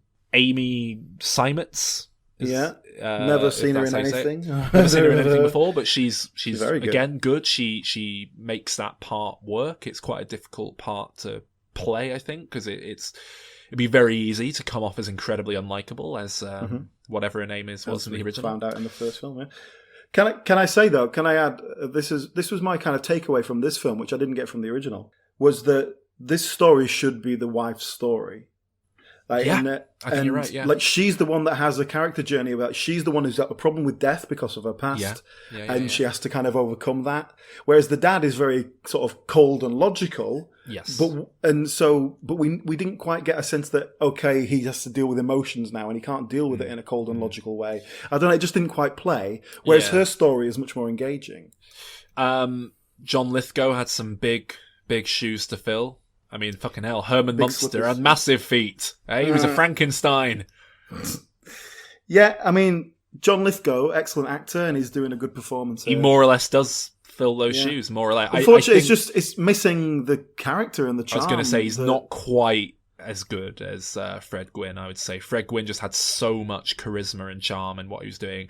John Lithgow's making this work in a much more realistic, toned-down film world, and he does a great job, and he's very likable, but he's just not given quite as much opportunity, I think, to do it. And it's about as good as we could have hoped for, but I would still take Fred Gwynne over him in this film. Yeah. I love their modernization of what the grounds were as well, because I knew they weren't going to go down the Indian burial ground. Yeah, that's. But it was just archaic, a burial ground that silly. Indians were scared of. That's what it was. That's fine. But they didn't shy away from it. They brought the Wendigo myth into it, which I was so happy with. I don't know how familiar you are with not really, mythology and real life horror and all this shit, but the Wendigo is a real myth. It's a belief that Native American culture largely had. It was largely existed as a means to discourage cannibalism up in the Rocky Mountains. This idea that if you eat people, you'll get possessed by the Wendigo and become a madman. And I thought they did a great job of realizing that. Visually speaking, it was very interesting and just quite unnerving. I thought they did a remarkable job in giving us a Gage almost exactly the same as the original Gage. Like, we praised the little kid's performance in the previous film, and the little kid in this was great. It's actually two little kids. Certainly not asked to do as much, but they seem to deliberately give him a similar personality, and like the way he does stuff. Yeah, but I think again that's why I'm saying this felt like a very meta, self-aware remake for people who'd seen the original. That seemed to be playing off the original film rather than the book. Yeah, that bit was the little girl. Yeah, as far as little girls go, she was quite good. Perfectly good, yeah. I think she was one of the weaker performances in the film, but for a little girl, she was fun. Yeah, she was good. And she is asked to do a bit of heavy lifting, like when she becomes a creepy zombie kid. That's it. It's not like an easy role for a kid to dig into. Yeah. So the big difference is obviously they kill the daughter instead of the little boy, which was like, fair enough. That allows for a lot more depth in what we're doing, a lot more interesting stuff to happen. But then, the way that plays out is fucking mental, you know? She starts burying the dead in the graveyard herself, which is like in Pet Sematary 2. She starts creating more zombies. The dad gets killed. We basically end with this ominous shot of Gage looking through the front of the car, the zombie family approaching, Gage being like, the fuck? Then zombie cat jumps up on the front of the car, licks his lips. I don't want to be buried in a pet cemetery. Terrible ending. Did you think it was terrible? Oh, it was just a classic, we've written ourselves into a corner here. We've got no ending. We don't know what to do. I guess that's the end of the film. Fade to black. Because I was engaged. I was enjoying it. I was like, where's this going? Oh, nowhere. Well, that was it, because you've seen the original. You know that doesn't really have an ending. Yeah, exactly. and so you're thinking, okay, they've changed some bits here, so where's it going? If that ending had been a bit more satisfying, this would have been a solid 8 out of 10 for me. But it lost a point. I'm giving it a 7, and I feel like I'm being quite generous, honestly. It was great up until that ending, and then that ending just kind of... Yeah, funnily enough, it didn't. I know exactly what you mean, but it didn't really bother me. I wasn't expecting anything really. It was like I didn't know. Yeah. Like there's nowhere to go with it. There is no ending. That's the problem. I kind of agree, except everything about how this had been reworked and put together leading up to it was so well done. I kind of just thought, okay, they're going to do something. They're going to figure out an ending as well. Why would they make all these weird changes if they weren't going to have figured out some sort of a satisfying conclusion? I'm with you. I gave it a 7. I mean, ultimately, I prefer the original overall. No fair. Calvin, you haven't seen that one, have you? No. All right. Well, moving on then. Hellboy. So, from one sort of demonic entity raised in, abomination, affront to God and nature, to another, Hellboy. What do we think of Hellboy, Alan? This. Beware my claw, for I have come to inflict justice. Okay, there's a new Hellboy. They're trying to reinvent it, reboot it. It's not been well received. I think the first review I saw of it said it was the worst superhero movie ever made. Which I think was maybe a bit over the top. Yeah, it wasn't good. Let's get that out of the way. Yeah. I couldn't tell where this film's come from. It tonally and visually and everything, it felt like a kind of British film trying to be... It felt like watching Doctor Who. Well, that's it. It's not that bad, but that kind of... It's trying to compete with CGI blockbusters, but obviously not having the same resources. The opening narration is Ian McShane, and for some weird reason, like it sounds like his teeth are falling out.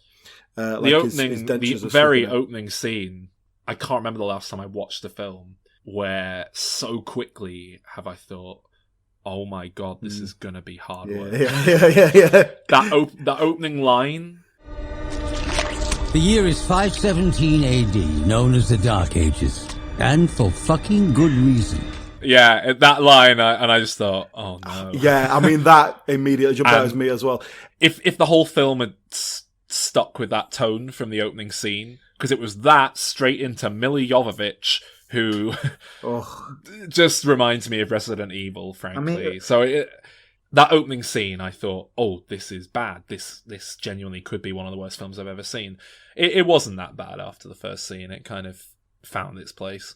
Dare I say, I actually quite enjoyed moments in this film, little select pieces and ideas. Okay, Ian McShane, he's on autopilot here. Definitely, it's pretty weak stuff. I don't know. I don't think Neil Marshall is an actor's director. I guess it seems he lets them pretty loose. Well, he cast Milla Jovovich. Yes. So let's our lead, our Hellboy, is David Harbour. Yeah, who I don't really know, but I know he's been some TV success recently. I thought he was all right. I found him pretty indistinguishable from Ron Perlman under all the makeup, frankly. I liked him. I thought it was different from Ron Perlman, a slightly different attitude, but it's still within that same character.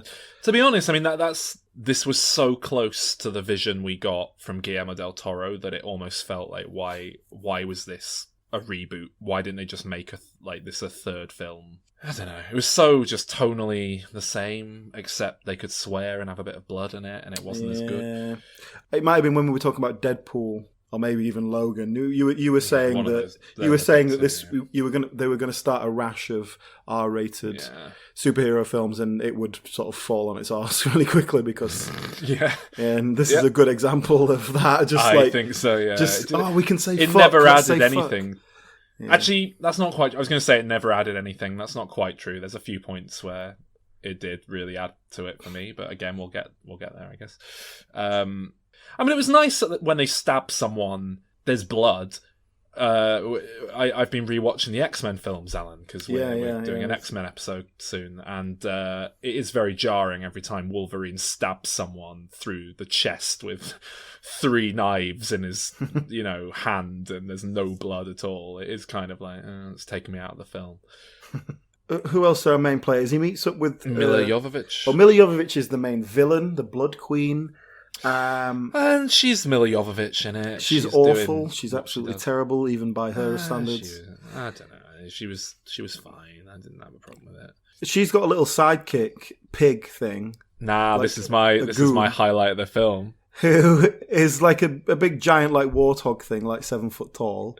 Now, frankly, this character, highlight of the entire Hellboy franchise to date and film, better than anything in Guillermo del Toro, purely because I'm so in love with Stephen Graham, who voices him. Well, yeah. So explain to me why you like that character then, because I found his voice performance. Again, that's a perfect example of it just not quite fitting into the world. Open it. Speak the words. You know only the words from a man of God to break the seal. Fucking open it! It felt completely out of... there were times... So he plays a weird pig monster thing. Goblin sort of thing, isn't it? Yeah, we're presented to it as a changeling initially. It's stolen someone's baby, but then that doesn't seem to go anywhere, and it doesn't seem to have any basis in the mythology surrounding changelings beyond that. So I assume that's just something they've yoinked from the comics that doesn't quite gel with a load of other stuff from the comics because it's run for so long and they've condensed it down. And initially, I loved it because he was just a straight up kind of silly, over-the-top, campy villain, but it was Stephen Graham doing this kind of like, fucking open that, you fucking cunt, kind of this guy. And this guy's like, oh no, I don't want to, I'm a religious man, and he's like, fucking do it now, you fucking prick. and then he like and just seeing that played straight, it's like, oh, you never really get a legit Scouse accent in a Hollywood film. Straight, like, number one, that's quite refreshing. He makes quite a menacing villain, but then later on when Hellboy picked him up as a baby, and I'd clocked at this point it was Stephen Graham, and he's just there going like, fucking hell, you fucking bastard, get off me! I was cracking up. I loved it. Scouse accent is funny, right? It's like the New Zealand accent. It just did not fit with the tone of the film, even though the film was quite comedic. What was the tone of the film? Well, no, but I would say the tone of the film is it hasn't got one and it doesn't know what it's doing. Fair enough. So Hellboy teams up with this young woman that he knows from when she was a baby. Oh, talk about bad acting. She was awful. Oh my God. I would like to see her do something else before I judged her too harshly. The other guy who goes in... The guy turns into a big cat. Daniel Day Kim. Yeah, who we get introduced to him quite a long time before we find out he turns into a cat, but it's in the trailer, so that was a bit, He was definitely one of the better players in this, I'd say. Yeah, not doing much, but at least he wasn't doing it badly. The one thing I'll say for Neil Marshall as a director, he has a very specific way of crafting an action sequence. Yeah. Gritty, I guess, gonzo kind of feel to it, this kind of realism about it. And I'd say more often than not, it didn't really work in this film. But there were a handful of moments where I thought it worked beautifully. I mean, the bits that sort of stand out to me was that he fights some giants. That is a perfect example of what I was just talking about. Yeah, that was, it was all kind of done from Hellboy's perspective. Yeah. It was all done from the kind of ground looking up, and it felt very nicely realized in a way, but then they were so blatantly like CGI and not particularly good CGI, and there's some bits where they kind of completely defy physics, like when one of them falls on a tree that Hellboy holds up and it just like stabs through him, and it's just like, oh, they're that weak that they just impaled by a little bit of really like that. Well, that's like if you fell on a stick that someone was holding up underneath you. Now, the odds that, not a sharpened stick, just like a stick. It'd give you a nasty bruise. Oh yeah, you might get a nasty cut even. Yeah. But I don't buy it would just go straight through your skull. At one point, Hellboy gets transported into like another dimension or something, and he meets this creepy witch type character. Yes, that's so. Throughout this film, there is some gorgeous imagery, some amazing little visual moments, and like just visually, conceptually, like such cool little things that, frankly, felt like Guillermo del Toro. Yeah. I assume they are lifted straight from the comics. Mm-hmm. So a great example would be when he goes to this realm and it's, shrouded in fog, and then he's confronted with this house that's on big chicken feet stood up in the sky. It was this incredible visual. But the character in there, the witch or whatever it's supposed to be, I thought that was very nice. There was a good performance. Like, it was very creepy. There was a great visual when it was walking and stuff. It was creepy. It was nice. It was good. It wasn't good. It was all a bit tragic. It all kind of begged the question as to why. Most of it was just far too close to Del Toro's vision for me. But it did have some great visuals, some really cool ideas. Yeah. It was tonally all over the place, but that meant that I did enjoy bits of it. I gave it a 5 out of 10.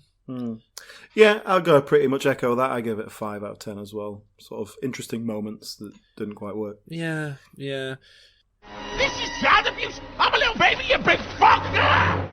Calvin, you haven't seen Hellboy. I'm not going to ask you. No, of course I haven't. How have you not seen this, Calvin, with Mia Jovovich in such a prominent role? Mia Jovovich? Oh yeah, she's the main villain. Yeah. Oh, maybe I will have to check it out. I heard it wasn't very good though. Well, yeah, but you also heard that about Resident Evil, and you love that. You heard that about every film Mia Jovovich has ever been in, so I don't know. That's true. Well, normally I'm there opening day, so I don't read the reviews before I go in. Then it was the big film of the year. The culmination of the Marvel Cinematic Universe. Oh. Avengers Endgame. That kid on the TV just called me a dickhead again. It's been a long time since I've been to the cinema with someone and seen like them buy a ticket or whatever. Do you know how much it is to go to the fucking cinema on a Sunday lunchtime? Fuck me, it's expensive, isn't it? It's like this is in London as well. This is in London. It costs £14. Fucking hell. £14. And speaking of £14, Thor has put on £teen in this film, hasn't he, Alan? That was very good. Well done. We all agreed that Avengers Infinity War was a very good film, and considering it was kind of part 1 of 2, it had done a very good job of containing itself. I feel like watching this film is like cemented my resolve on that front. I well and truly think Infinity War was, masterful. I'm standing by my 10 out of 10 rating for it. I think it was remarkable what they achieved. I even enjoyed it to some extent. Yeah, it's quite impressive. So they had to follow it up. It's the same team, same directorial team. It was shot back to back and everything. It was actually really done like that? Oh, fair enough. Yeah. Which is surprising, because one of my first major observations with this film is it doesn't just feel like Infinity War Part 2 at all. I think it's tonally quite different. It doesn't feel nearly as bleak. It doesn't feel nearly as pressing. It kind of feels like it is just another Avengers film, which is good, but... You sound unconvinced. That's my first reading there. I've got to say, Robert Downey Jr., what a phenomenal actor that man is. There are some scenes in this film where he brings such a quality of acting that, like, frankly, wasn't required of him. That one very early on that really struck me was when he got very upset when he was saying he wanted to put a suit of armor around the world, and he was basically just laying into Captain America. It was bringing up some of the fallout from Civil War and what have you, but he was basically just saying, fuck you guys, I blame you. And it was very... I thought it worked. It hit the right emotional beats. But yeah, these two are marooned in space. Looks like they're going to die. Captain Marvel turns up, saves them.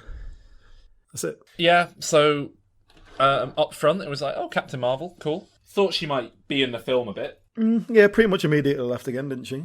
Yeah, it felt largely pointless that she was in the film, full stop. That's one of my big complaints of this film, is that I felt there were a lot of tangents this time. I loved Infinity War for being so streamlined, such a cleanly written screenplay. This was not that. And among other things, this film had a hell of a lot of just tangents that didn't really go anywhere. One of which I felt was Captain Marvel. She shows up for 5 minutes at the start, then she fucks off, and then she turns up again at the end, and it's largely... completely pointless that she's in the film, full stop, which means it feels like it was pointless that they introduced her in between these films. Frankly, it just felt like her character deserved better, or they could have just left her out of this one and let her kind of do something bigger in another film down the line. But basically, but going into this film, I think I said I really didn't want Robert Downey Jr. to be killed off. I didn't want Tony Stark to die. I felt like it would be cheap. I felt like he was a paternal figure in this franchise, and the whole point of his character is he goes through personal growth and becomes a better person.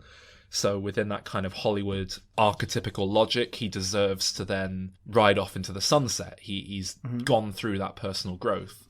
So jumping ahead, ultimately he does die. But the reason why I felt that worked and I was okay with it is because up front they give him the happy ending. They give him that riding off into the sunset, and then it's his choice to turn that down and say, you know what, it's okay, I don't mind, like, making this self-sacrifice.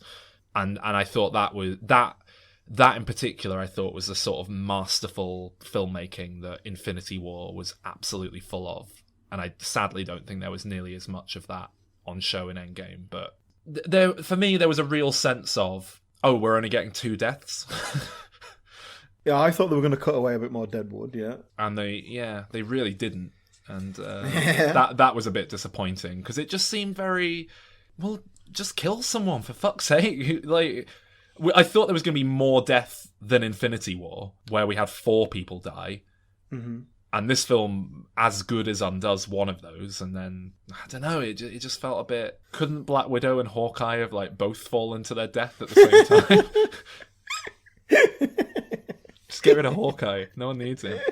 I mean, how did you feel about that?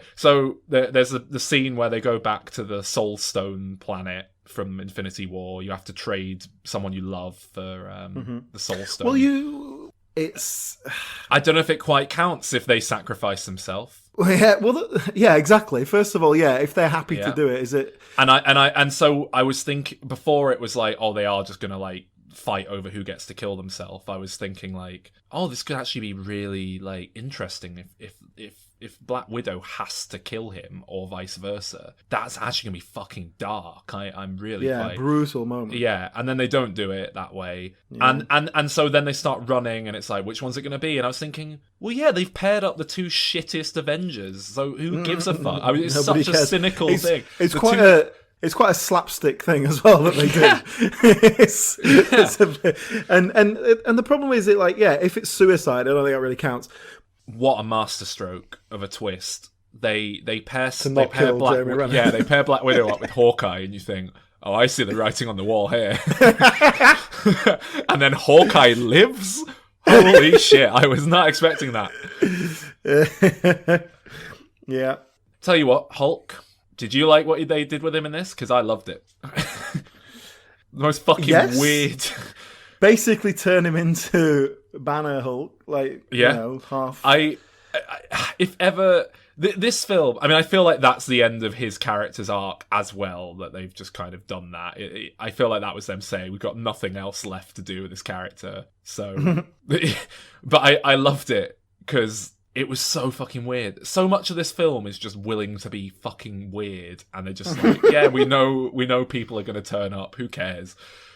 And I love them for that. And I think there is precedent for this in the comics, I should add. But and I love Thor. He's one of my absolute favourites now. Yeah, I mean, bold move to make him a big fat guy in this film and just keep... when I first saw that, I thought, okay, funny, but... This is a throwaway gag, and then they're going to do a quick montage sequence, and then he's going to... Yeah. And I was just thinking, like, oh, it's going to be so stupid. No, he stays fat for the whole film. Yes. Like, yeah, fair play. I can't think of many other franchises that would have the balls to do that. But, yeah, cool. Well, they seem to have... Their new Asgard is a fishing village. Yeah. I assume it's meant to be out in, like, Norway or something, right? Yes, but did you notice... When they're in his little house and they're talking to him, he sat down. There was a bottle of Iron Brew in the background. A very distinctive Iron Brew label. I was like, No, that's weirdly specific. What's that about? Like, it was out of focus. But maybe it was meant to be Scotland. Or do they No, say... it was. I think it was supposed to be Norway, but I think it was maybe filmed in Scotland. Yeah. And they just accidentally left a bottle of Iron Brew in the background.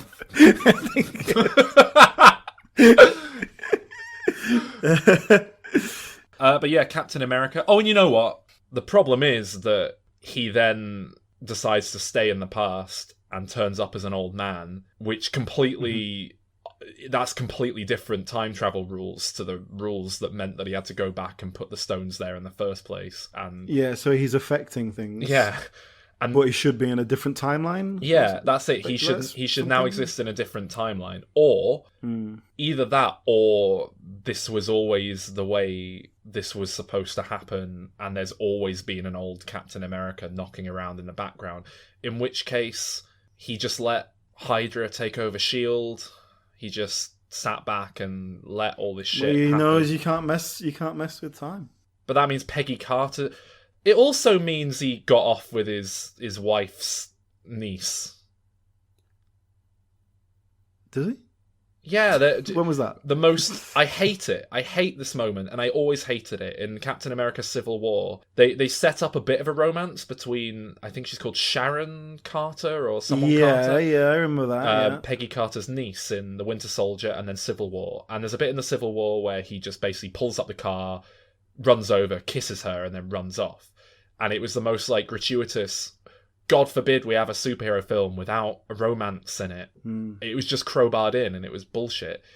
I mean, essentially what happens is he decides to stay in the past and just live a life. Yeah, and I love the idea of that, and it gives it... Basically, the final moment of the film is him dancing with Peggy Carter, which is a reference... I don't know if you remember, Alan, but... At the end of Captain America, the First Avenger, when he's putting that flying spaceship thing into the ice, right. he says something to the effect of like, you know, I'm going down, and she's like, no, you're not. We're gonna go for that dance. How's Friday? We'll go dancing on Friday, and they have this little emotional moment where she does the a matter of life. Yeah, they do that with her being like, we're gonna go dancing and.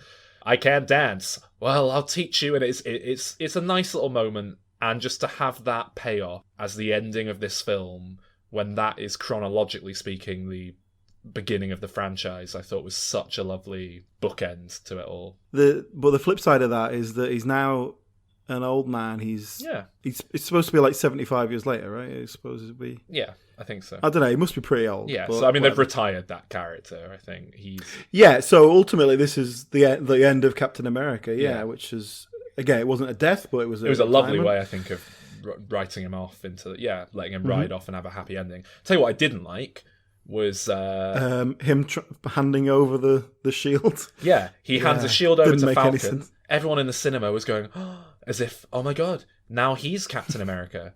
Yeah, except Captain America's got, like, super soldier serum in it, whereas Falcon's just a fucking bloke. A bloke. So, not quite the same, is it? It doesn't make any sense at all, does it? No, it doesn't make any sense. That's like, if I pick up a fucking vibranium shield, does that mean I'm now Captain America? Apparently it does. But, so that annoyed me.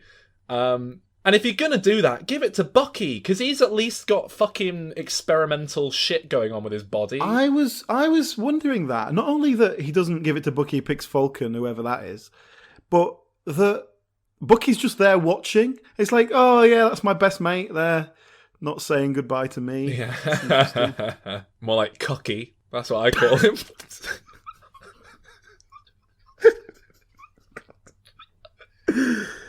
I noticed 2 community cameos. Were there any more that I missed? Oh man, I think I was the only person. Like, no, actually, that's not true. Chang shows up, and again, it's not Ken Jeong, it's Chang, because Chang became a security guard in Community. Oh, is that right? Yeah. I was so hoping that he was going to speak. He was going to say something and like Chang. Yeah. Just a classic, like, because he has a very distinct character. But I tell you what I loved with that was there were some people in the cinema who obviously recognised it was Ken Jeong but didn't know Community or what was going on, because they were just like, one of them basically said like, that guy's famous. Yeah, he must be doing something more than that. Yeah, it seemed to really confuse someone, so I like that. And of course then Yvette Nicole Brown, Shirley, turns up in the lift, which I was less a fan of because she couldn't be her character Shirley. I can kind of believe that all the other Community cameos are the characters from the show, whereas that one was like, oh, it's just the actor in a role. But it's her mother. Yeah. Oh man, one of the most important characters in the film, I think. One of the most valuable players. Paul Rudd giving a great performance, I think. Really selling the little emotional beats he has, but then the comedy. Just a very likeable presence. Brings a lot to this film. And then obviously Ant-Man, the character, I think, is just such an injection of stuff. I loved the 5 years later stuff with Paul Rudd where he's running, he finds that war memorial type setup of all the dead people, and he's looking, and he's looking for his family, and then he sees his own name, and that had a nice bit of weight to it. And Thanos, pretty much the protagonist of Infinity War, given a great deal of emotional depth and nuance, and you're led to appreciate where he's coming from and be on his side. So real shame that in this film he's just a one-dimensional cackling villain who's evil and hasn't really got any justifiable motivation behind anything. Yeah, very disappointing. Very, very disappointing. Yeah, I loved him in the opening scene when he was just like, I've done my work, I don't really give a shit if you kill me or not. But then when we get the alternate Thanos and from another timeline, who just a maniacal villain, and there's bits where he's just like, I'm gonna kill you guys because I'm pissed off with you, and it's like, well, that's not even. He was actually set up as quite a fair, not benevolent, but he was set up as someone who didn't kill needlessly. That was a shame. Wong turns up at the end. I like that. Good old Wong. Mm-hmm. Happy Hogan. Oh, good God. I mean, I know he was going on about cheeseburgers, Jon Favreau, in that scene, but he's bigger every time they make one of these films. I don't know, I think he's just leveled out. He's the same as always. Yeah, I mean, I think he lost a lot of weight specifically to be in Iron Man, hadn't he? And he just piled it back on when he was like, I'm not going to be that big a part of these films, actually. I can't be arsed. Did you like Michelle Pfeiffer turning up to stand in the background of one shot and say no lines of dialogue whatsoever? William Hurt. I mean, what's he up to? Was that him? That was William Hurt, yeah. General Thaddeus Ross. Who I really liked was in there. Go on. And I'll admit, when I watched the film, I was like, who the fuck's that? Was it a young, teenage lad or young man? Yeah, I didn't know who that was, but I was like, that's a very specific person they're looking at. That must be someone. Who was it? Do you remember Iron Man 3? Nope. Oh, is it the kid he buddies up with? Yeah, the little kid. That's fair enough, yeah. That's nice little callback, isn't it? Yeah, I'm happy with that, yeah. They did the elevator, the lift scene from The Winter Soldier, even though it wasn't that film they were going back to. Just a nice callback there. I loved the moment when Captain America was like, "It's okay," and leans over and goes, "Hail Hydra" in his ear. That was great. I mean, I think that was a specific reference to the comic books, which a couple of years ago did a whole thing. This scene when I think a panel got leaked ahead of time and people were furious because Captain America said "Hail Hydra" in it, and they were going, "Oh my god. The big twist is Captain America's a fucking Nazi. This is outrageous. How dare they?" And then I think it turned out it was like Thanos had fucked around with reality or something, and that's why. But people lost their mind. I think ultimately it just felt very messy, and it felt very... It just felt a bit like I was disengaged from it. It felt kind of like an epilogue to Infinity War rather than a solid part 2. I think that's kind of my problem with it. So, I know what you mean.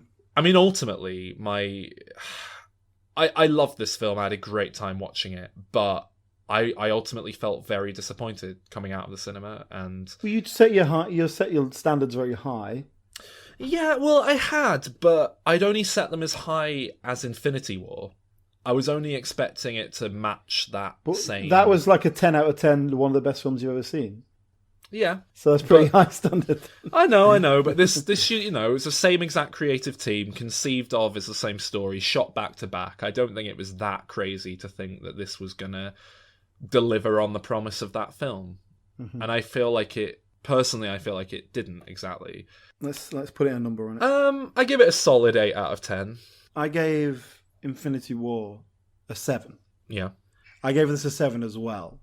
I will say that other film was better. I enjoyed this, and I think because we've watched all the films, and I'm despite everything, I am involved in these characters. I'm connected to it. So I was sort of happy to see it all kind of coming together and all that. It's fair.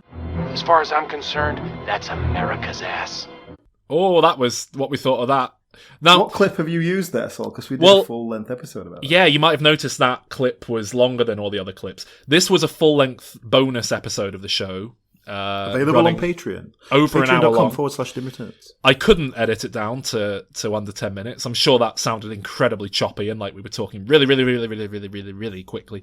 You just sped it up. to get through it. It was still about 20 minutes long. Maybe we should do that. We should start doing that with all our episodes. We'll get through it. No, don't give my ideas. Don't.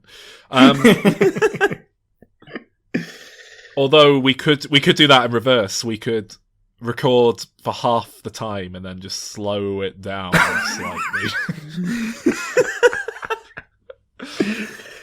Have you seen Avengers Endgame, Calvin? I assume you haven't seen it. No, fair I've enough. not seen the biggest film of all time. Well, I mean, it was. I wasn't blown away by it, and if anyone was going to be, it was good. It was fine. But after that, from one cinematic event to another, the Pokemon movie. I'm sure you saw this, Calvin. Oh, yeah. Detective Pikachu. Well, what did we think, Alan? Let's refresh ourselves. Pokemon was the pokey and the man and the thing was... Gotta catch 'em all. Pokemon. And that intro to this Diminisode was improvised with all the care and talent of Ryan Reynolds as he portrays Detective Pikachu in Pokemon Detective Pikachu, a film that seems to be polarizing audiences, actually. Yeah, some people hate it. Critics alike. Some people want it to be destroyed. No, I some people actually like it. Yeah. Interesting. Why? Are we giving away our feelings? I don't know. I mean, look, it's got 66% on Rotten Tomatoes. The few people I know have seen it actually said they really liked it, but I should add they're not Pokemon fans in any capacity. So it was, I think they were getting the world for the first time out of it, whatever that brought to the proceedings. I don't think that's enough, really, but I didn't know anything about Pokemon, obviously, either, and I must say, I mean, I didn't hate it. Hate would probably be a strong word, but it certainly wasn't good. I didn't hate Ryan Reynolds particularly. You seems like you did. Do you want to spew some hatred? Well, yeah. I mean, I just don't really get the appeal of Ryan Reynolds ever. If I was looking to cast the blandest white guy who could just kind of blur into the background of a scene, Ryan Reynolds. But he's got a ready wit. Well, has he?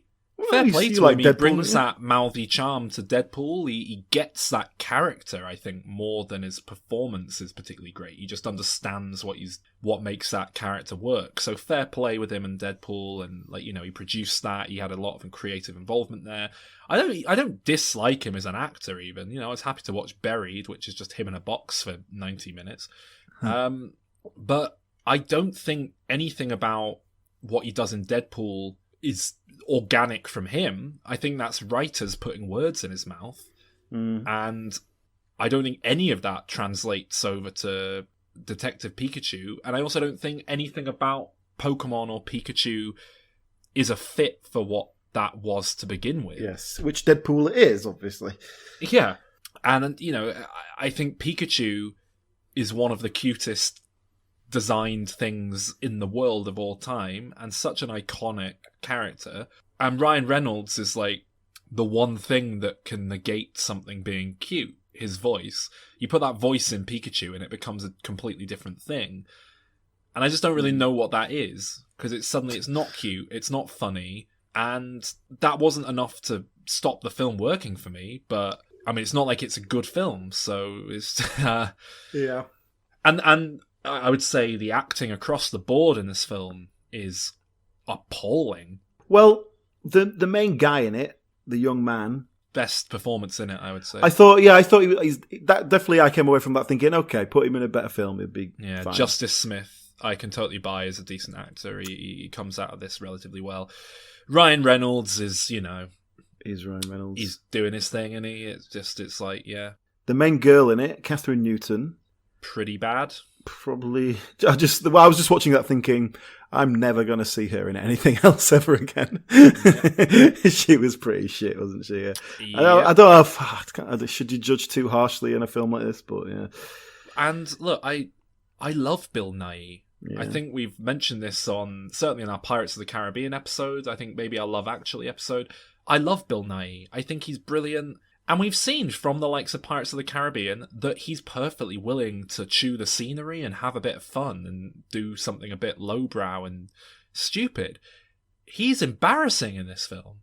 Yeah. It's awful. Does look like he just didn't turn up, didn't it? But yeah, the plot. Can I ask you some questions about this? Go on. So basically the plot is, or the villain's plot is to put the mind of every human being into the body of a Pokemon. Yeah. Is that it? Yep. So it wasn't just me. There wasn't a motive I missed. Well, he seems to think that is going to bring the best out of everyone. He didn't really pay that any lip service, did he?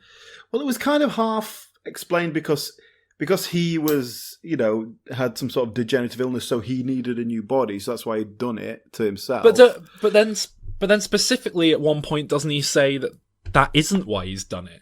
I don't know. I'm sure there was a point where someone suggested that to him, and he was like, "No, it's not even it. I just wanted to do it." So, what is it? The plot is there's this kid who lives in Pokemon World, Rhyme City, is it called? And there's Pokemon there.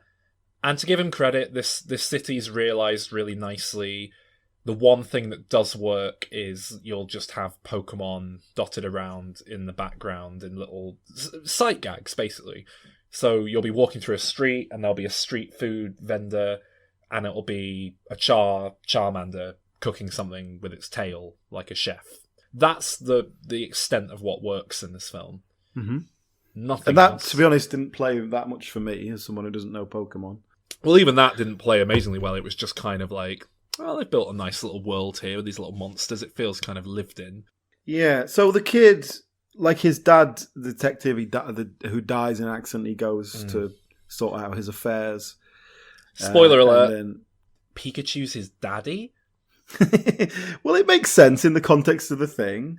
Well, does it? Because my understanding, again, did I miss something here? My understanding is his dad died in that car crash, and they put his body into Pikachu's body. Sorry, his mind into Pikachu's body to save him. Yeah, basically something like that, yeah.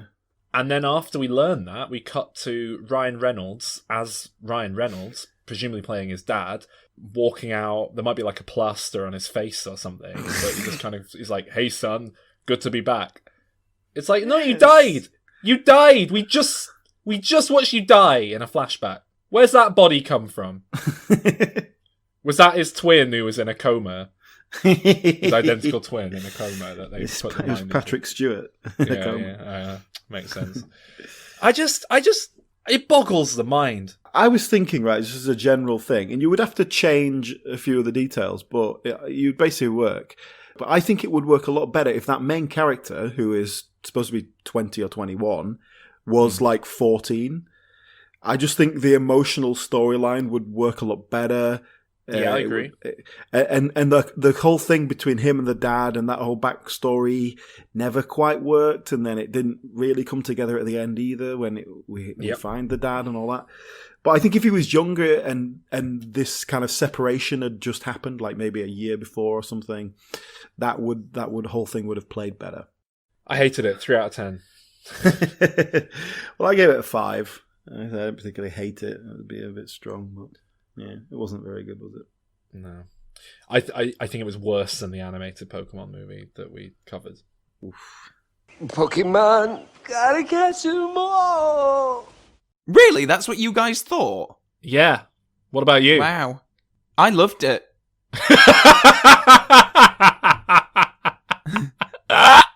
I thought it was really good. Yeah. Went beyond my expectations. I had fun. Ryan Reynolds is funny, isn't he? He was in this, actually. I thought he was very good. Really? And I liked Bill Nye as the villain, Mewtwo, like his whole weird plan to turn, like, merge people and Pokemon. I thought that was cool. Did you like the way his plan made no sense whatsoever and was utterly baffling and had no motivation behind it? I did like that, actually. Yeah. Okay. That is very video game. Villain. Yeah, there was a lot of stuff in it that didn't really make sense, like that bit where it's like, oh fuck, the land mass that we're existing on is a bunch of these big Pokemon that are just getting up now. Oh, well, that's weird, isn't it? And then Ryan Reynolds made a joke where he looked to camera and said, "And people say global warming isn't real," which was like, I don't even get it. Well, I mean, I'm trying to watch 100 films this year before the end of the year from 2019, not 100 films. You mean 100 new releases? 100 films isn't that impressive. I'm currently on 95. Ooh. I'm keeping a list. And Detective Pikachu is number 93. Wow. Yeah. So I did not care for Detective Pikachu. Well, come on, you're gonna have to tell us what the two below it are. Below it is a Latvian film called Away.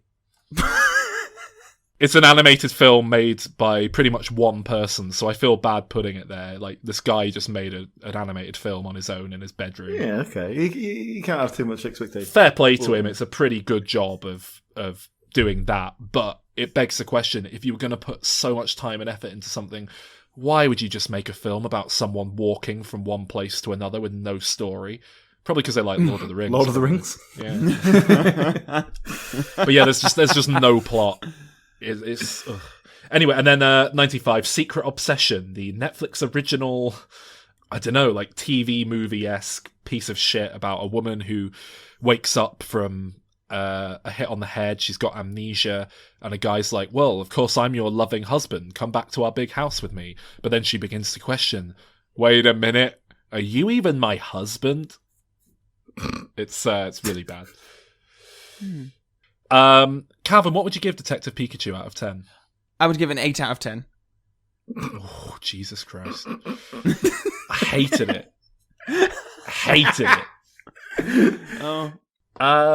Well, after Detective Pikachu, we went from one horrific, uncanny CGI cavalcade of monsters to another. I'm using this formula of segue for a lot of things today. Disney's Aladdin. Shall I just take this opportunity to remind people that if you want to listen to these episodes where we talk about the build-up to these films, for example, we looked at the original Aladdin and all its silly sequels, go back to, well, you can go through your old podcast catcher or go to dimreturns.com. We are now on Spotify, back catalogue Alan. of websites are there. Oh, shit, we're on Spotify, we're on YouTube. Rain in the New Year, we're on Spotify. That's a thing people have started using for podcasts. So, I mean, if that's what you do, you probably already know about it because you're already listening on there, I guess. But if not, but if you're relatively new to the show, go back and listen to our older episodes. They're all great. Like 90% of them. And if you're not new, just go around, like loop round again, start fresh from the beginning. Listen to them all again. It's fun to hear how naive we were, thinking the Aladdin remake might be a good film. Roll the clip. We did we? No, we didn't. No, we definitely did not. For me, when I'm looking at a role, I'm asking myself, what is it that I would add to the role? Terrifying. When we did our Aladdin episode, the takeaway was that the reason that film was so good, number one, beautiful animation. Number two, great songs. Number three, Robin Williams. Yes. And so this new film they've done, you can just picture that meeting where they sat around in Hollywood and the execs were like, well, look, this is what makes Aladdin work. So how about we just go completely out of left field and surprise everyone? We do that, but without any animation, without Robin Williams, and with people who across the board can't sing. That's a great idea, wouldn't it? Okay, so I'm getting the gist that you weren't a big fan of the new Aladdin. Yeah, and I mean, bear in mind that I thought the live-action Beauty and the Beast was all right. What were they doing? Whose idea was this? Why Guy Ritchie? Mina Masood as Aladdin.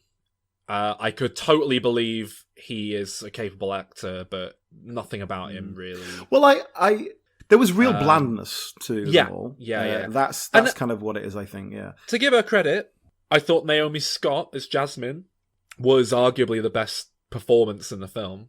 I mean, yeah, nothing special though. Again, felt quite bland. But she was solid. She was doing the part well. She was consistent in a way that I don't think anyone else in the film was. They beefed Jasmine up a little bit. They gave her a rip-off of Let It Go to sing, yeah. Here comes a wave meant to wash me away, a tide that is taking me under, swallowing sand left with nothing to say, my voice drowned out in the thunder, but I won't cry and I won't start to crumble whenever they try to shut me or cut me down.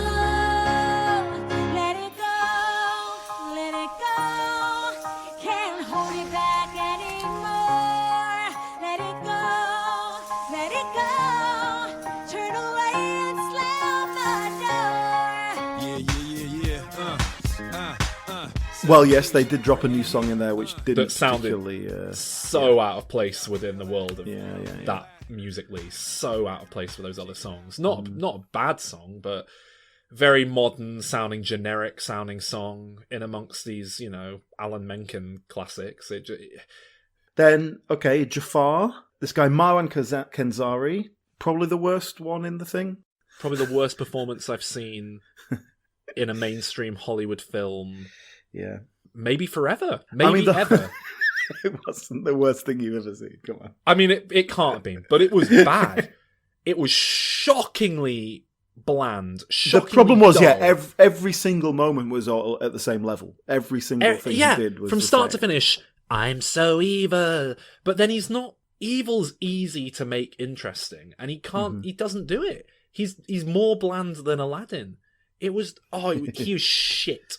Again, going back to Guy Ritchie and why I think he's shit, and I think this really sums up everything about why this film is bullshit. and I'm just picking out a specific a specific moment here because I think it really is emblematic of the whole thing. You know, in the original Aladdin, at the end, when Jafar's an all-powerful sorcerer, and he's kind of immobilizing the people as they try to stop him. From memory, he sort of immobilizes Jasmine by putting her inside a giant sand timer. Yeah, that's right. He turns Raja, the tiger, into like a little kitten. Mm-hmm. He turns the Sultan into like a stuffed animal or something like that. Yeah, I can't remember, but yeah. It's inventive, fun stuff. In this film, the exact same stuff happens, but he just suspends them in a kind of generic red floaty energy. Yeah. I mean... And that sums up the whole film. Obviously, the genie we have here is a computer-generated character, so you could still do a lot of animated stuff with it, but they don't particularly, do Everything about this genie felt half-assed, apart from, tragically, Will Smith, who it really seemed was trying his hardest to pull it together. Mm-hmm. And the saddest thing is that it could have worked. There were flashes of what Will Smith was doing. Yeah, I definitely liked his take on it. Elements of it. The problem was whenever they were too tied to the original Robin Williams role. Exactly so what I was going to say. Instead of letting Will Smith do his thing and improv, they'd let him do improv one line here, and then they'd make him do a bit of Robin Williams' off-the-cuff stuff and fail to deliver it. And ultimately, the whole thing just felt really cringy. The pacing of everything that character did just felt slightly out of whack. None of it worked. The songs, even. Now, Will Smith has done a classic, hilarious Will Smith rap song over the end credits for this film. Yeah. It's the Alibaba, it's the Big Papa, it's the blue, handsome, Jasmine like a flower, it's the grant your wishes, it don't even cost $1. Have you gotten on the carpet when you rotten, wanna holler like, hey, tell me where you wanna go. Hold up, don't tell me. Which I don't think any of us actually thought was going to happen, even though I was certainly joking about it. I'm glad it's happened. It's not good, but it's, it is what it is. You ain't never had a friend like me. But I tell you what, if that had been the friend like me in the film, instead of Will Smith trying to sing and failing, Will Smith's not a singer. Mr. Aladdin, yes, one wish or two or three. Well, I'm on the job, you big nabob. You ain't never had a friend, never had a friend. You ain't never had a friend, never had a friend. You ain't never had a friend like.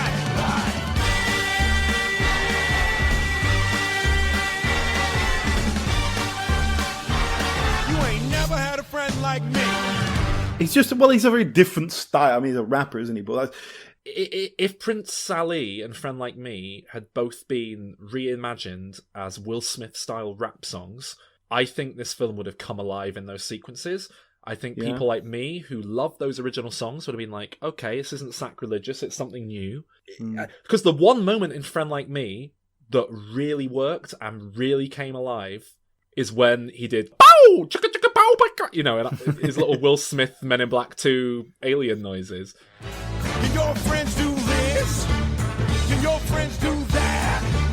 Can your friends pull this? How do they little hack? Can your friends go?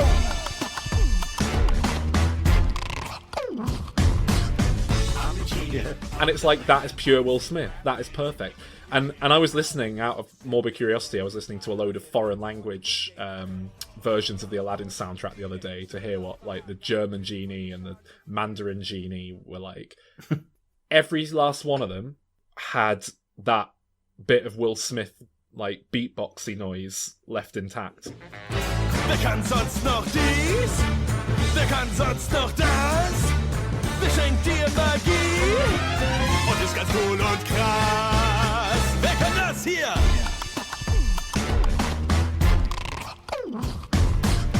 Ich bin Genie, ich hab's drauf und ich rap und sing, weil ich's einfach verdrehe. No one even tried to top that. They just stuck with the Will Smith bit and then went back to Ich komme auswendig mich or whatever. I was very disappointed when when Will Smith turns Abu into an elephant, that it wasn't the CGI monstrosity that is Dumbo. I thought that would have been a nice little reference if it turned into Dumbo and then he was kind of like, oh, hang on, not quite right. And that looks shit. Yeah. Sorry, I've made you look like a wet dishcloth there. Just hang on a sec. Oh, no, that's better. I was disappointed, though. You know, when they're talking about make me a prince, and he kind of makes a prince. Yeah. I was really disappointed that wasn't the Fresh Prince. Like, they just put like a youth Will Smith, and he's just that's like going, parents just don't understand, and then he goes, no, get him away. It was just so badly conceived of and directed and put together. Just every other decision that was made on the part of the filmmakers was firmly the wrong decision. Anyway, what 5 did you out of rate 10. it? 5 out of 10. Well, I gave it a 7, which I'll grant you is a pretty flat 7. But that's because you love Will Smith so much, isn't it? I do like Will Smith. I thought he was very good, actually. I thought, I just wish could have done it properly. I'm not as bad as I thought I was. So, Calvin, you haven't seen Aladdin, have you? No, I have not. They're not giving you free DVDs anymore. Yes. I just haven't. I just can't be bothered. It's not worth your time, Calvin. I'll be honest. Especially as someone like yourself who doesn't particularly care for Will Smith. The one saving grace of the film. Next up was Godzilla, King of the Monsters, where I believe I kind of had a very controversial opinion. Should we listen to that?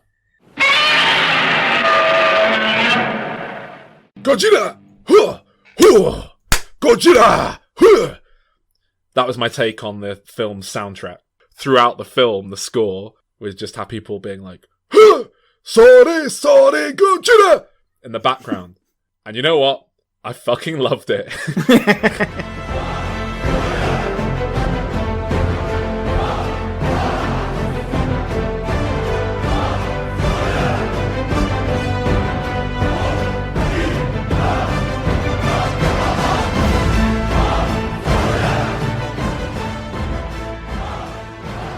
Sorry!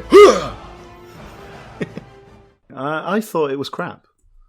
I fucking loved it, Alan. Why? This is a perfect Americanized interpretation. This is a perfect interpretation of what those Japanese Godzilla sequels are, but the Hollywood big crap. Budget version. And yes, they are crap films, but this is a very conscious attempt at making that on purpose. And so meeting it at its own level, I think it did an outstanding job of kind of turning that into something palatable and just doing it as it is. So I think completely divorced from the context of what those Godzilla films are, bearing in mind I've seen like 30-something Godzilla movies, this would be a bad film. But I think watching it within that very specific context and meeting it at its own level, I thought it was great. I cannot fathom why anyone else is getting anything out of this, because I can't imagine many people have seen the Japanese Godzilla films, certainly more than 1 or 2 of them. I can't imagine many people have got as, broad a knowledge of kaiju movies as I have in this country, and certainly the people I've spoken to who enjoyed it, I don't think they've ever seen a single Japanese Godzilla movie in their life. So that's what baffles me. I was quite disappointed with Avengers Endgame, ultimately. We spoke about that recently. Pound for pound, I got way more out of this film. I was sat with that kind of fan service grin, that kind of just base level happiness you're meant to get when Captain America picks up the Mjolnir or what have you. I was sat with that kind of grin across my face for so much of this film. When they mention the Oxygen Destroyer, when they refer to King Ghidorah as Monster Zero, when the little fairy women from Mothra are worked into the plot in a way that kind of makes sense, when Mothra's theme was in the score, Alan.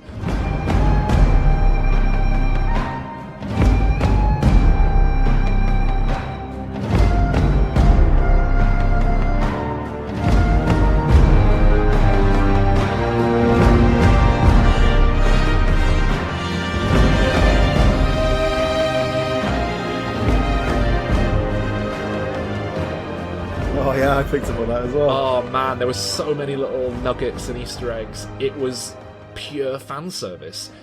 And I'm amazed a Hollywood studio figured that there are enough fans of those films out there for them to sink however many millions of dollars into making this big budget extravaganza, because I don't think that many Godzilla fans exist, frankly. So this felt like I'd gone to see a film made just for me. And I loved it. But and the fact that I'm baffled anyone else enjoys it at plot all. and characterization are all crap, that doesn't affect that. Well, no, because like I say, it's like when I went to see Noah, the Darren Aronofsky film, which was like a weird experiment in adapting the Bible to cinema if you treat it as a normal book. I really loved that. It was a really interesting way to approach a film. This felt like the same thing to me. Adapt those Japanese Godzilla sequels for what they are. Don't Americanize them. Don't, just do that, but run it through that lens of America. And I've heard a lot of criticism of the characters. I enjoyed watching almost everyone in this film. I thought they assembled a great cast and largely let them run on autopilot. And yeah, there was no particularly I've seen compelling these storyline do there, good but stuff. I can just watch Bradley Whitford and Thomas Middleditch stand around on screen and I'm happy. It was it was so autopilot stuff though. That is Bradley Whitford. Like if you created an AI Bradley Whitford and just put it on random, that's what you'd get. But Vera Farmiga, love her. She's on autopilot here, but that's fine. I can enjoy that. But Ken Watanabe bringing far more than the role probably deserved to the role. Mm-hmm. Love him. Love Sally Hawkins. She vanished halfway through. She gets killed off very early. Yeah. I don't know if she was busy being a fish fucker or what, but she. Yeah, that was a shame. It was functional. The writing None of the was acting. Bad. The writing was awful. I like the writing. What didn't you like about it? Everything. The story was awful. The dialogue was all crap. But the story really was, how can we facilitate a load of monsters having a fight? Yeah, I'm not interested in that. Yeah, but do you not think meeting the film at that level, it did that fine? Yeah, obviously that just doesn't appeal to me. So so let me try and think about it in terms of if that's what you're trying to create here. I don't know. Was it good? I thought fights, isn't it? I don't know. I don't know what a good or a bad fight is. I haven't got no. Oh, the action was great. I thought it picked up the baton of that one moment of fun at the end of the previous film, where Godzilla laser blasts the bad guy in the mouth. Mm-hmm. And it was like, right, that's our starting point here. Here's a whole film of that. It was gloriously campy, silly fun. It was so much fun. The one thing... This really reminded me of Avengers Endgame, because when I was watching it, it was like, there's nowhere for them to go from here, as far as I'm concerned. I don't want to see this again. This is a one-off, fun experiment in making a huge budget one of these shit Japanese films. How can you escalate the stakes now? You've had him fight every worthwhile Godzilla monster. Mm-hmm. I don't think any other Godzilla monster is different enough, or is going to provide something different enough for me. Like Mechagodzilla, it's basically the same thing. King Kong, which is what they're making next, Godzilla versus King Kong, has the crossover novelty to it. Except, surely that's a step down from this. Surely that's a de-escalation of stakes. The clue's in the name. It's a god versus a king. It's a big monkey versus a fucking literal god. Godzilla was worshipped in ancient Lovecraftian times. I love that whole element as well, by the way. Lovecraft, brilliant. He's a fucking god. He's a fucking immortal. So you're telling me a considerably smaller fucking gorilla's gonna... What's that about? What I would like at this point is Godzilla versus Pacific Rim with John Boyega. I'd watch that. Yeah, and then we can call it. Yeah, and then we can call it quits. I loved it. I will make the case that I think it is a legitimately good film because it's doing something very specific, and I think it does a nearly perfect job of that. Are you going to have the balls to give this an 8, or are you going to go high 7? No, I have the balls to give it an 8. That's exactly what I'm giving it. Blimey. Well, I gave it a 4. Ooh, very harsh. No, not harsh at all, actually. No, very harsh. Very, very harsh. Very, very deserved. Mean. Mm. A snide rating from Alan Terry. That's Godzilla, King of the Monsters. I don't suppose you've seen this one, Calvin? No. If anyone was going to join me in liking this film, it's you, but... oh, really? Well, you know, you just like big, explosion-y blockbusters sometimes, if they touch you the right way. Didn't mean that to sound weird. That sounded weird. Yeah. I didn't like Pacific Rim. Oh, yeah, true. Yeah, maybe not for you then. But I liked the first Godzilla. And I saw Kong Skull Island this year, actually, and Did I you like that? Oh, well, if you like Kong Skull Island, you might like this, because it's that tone of just absolute fun. Who cares? Oh, just good. monsters beating up monsters, and it's fun, and we don't give a shit. Oh, You know check what? it out. You know what wasn't fun? What really went out of its way to be as depressingly not fun as possible? Alan. No. X-Men Dark Phoenix. Oh. But before we get into that, should we have a little music quiz, a little warm-up music quiz? I've been teasing it. This is a cliffhanger because I've got things to say about to get us through the Dark Phoenix debacle. Yeah. All right. Well, I'm gonna give you a little warm-up quiz. We've got a proper quiz at the end of this episode, but I'll give you a little warm-up quiz here. This is 5 bits of film score from this year.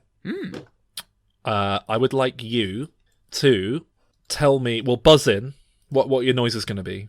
2019 noises. Ooh. That, of course, is what I think of when I think of 2019. The theme tune to Laurel and Hardy. Alan? Okay, I'll try and tie my noise into one of the films we looked at as well. That was Godzilla. Godzilla, yeah. Well done. Okay. Masura! I might use that one as well. Yeah, go with that one. You're playing head to head. In this round, you can win 2 points per question. Oh my one God. for the name of the film. Are you gonna keep a tally of this? I will, yes, I will. Calvin, you're so competitive. What happened to you as a child that makes you so especially I don't know anything about film music, so you're going to be fine. Don't worry about it.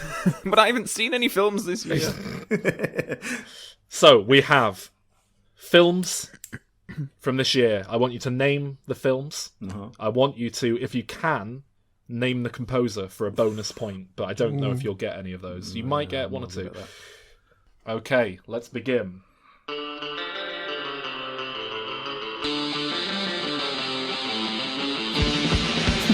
Masura! Yeah? Well, it's Electric Six. Oh, yeah. So the composer will be Dick Valentine. That was the fun bonus Electric Six round point. You're just getting out of the way. Get them out of the way early.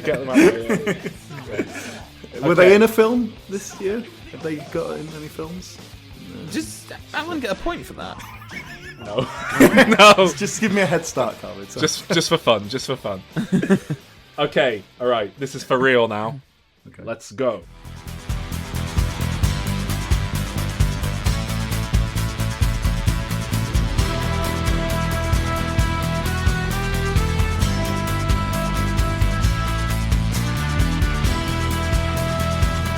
Would you like a hint?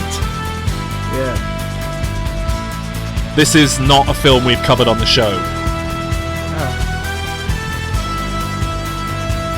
It is likely a film we will be covering come Oscar episode next year.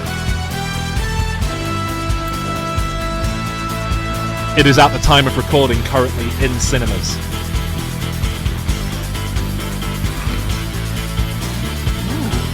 Charlie's Angels! Charlie's Angels! No. Think oh, wait, you said brow. Oscars, didn't you? Sorry. Yeah. Forgot about that one. Making a joke. It's just because it sounded very actiony. It's in the cinema at the moment. God.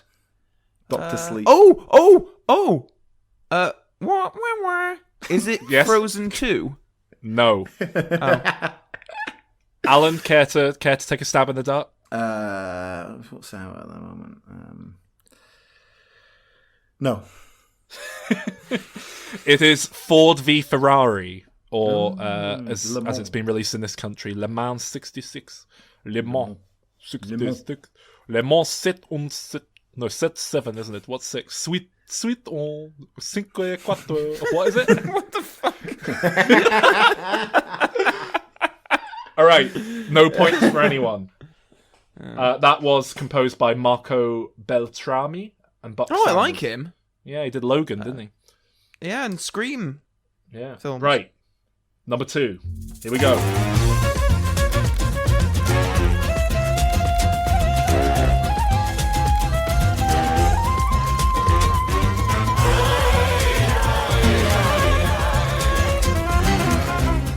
Sounds like a Pink Panther film.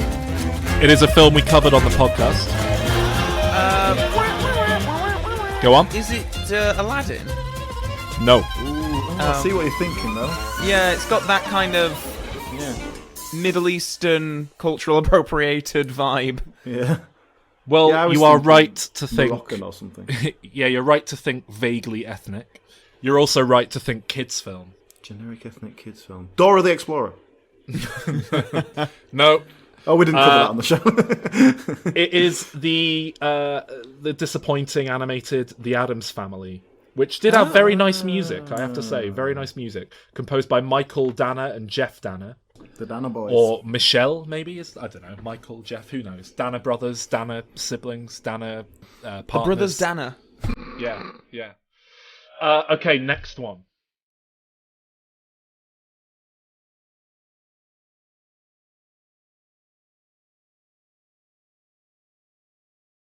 Think bleak, think depressing.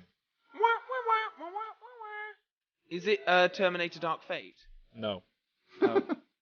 Blade... Oh, no, that was last year. It's not, is it Hellboy? It is not Hellboy, no. You are thinking along the right lines, though, with the comic book, but that's too big of a clue, I believe, to allow Alan to jump in and get a point now. That is Joker. Avengers. Joker, composed by Hilda Guandottir, who I'm probably butchering the name of. Okay, number 4.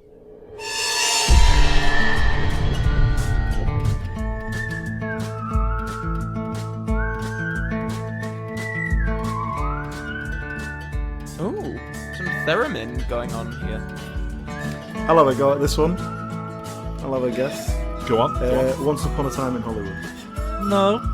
Can see where you're coming from. You may have noticed it's a kind of bastardization of the what is that song that Americans love?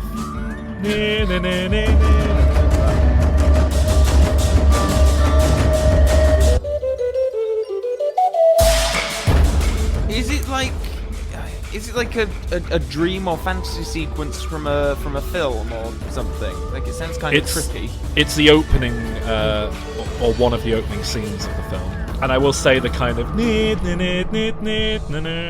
land of the... What is that piece of music called? Americans love it. Oh! Is it Zombieland?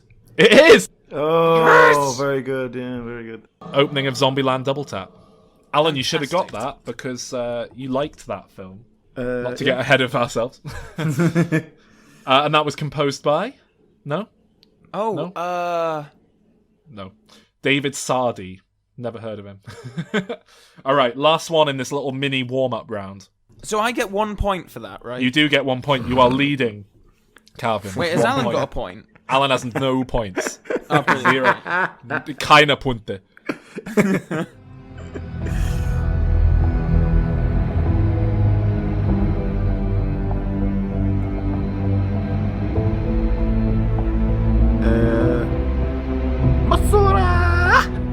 Go on. Can I? Go on.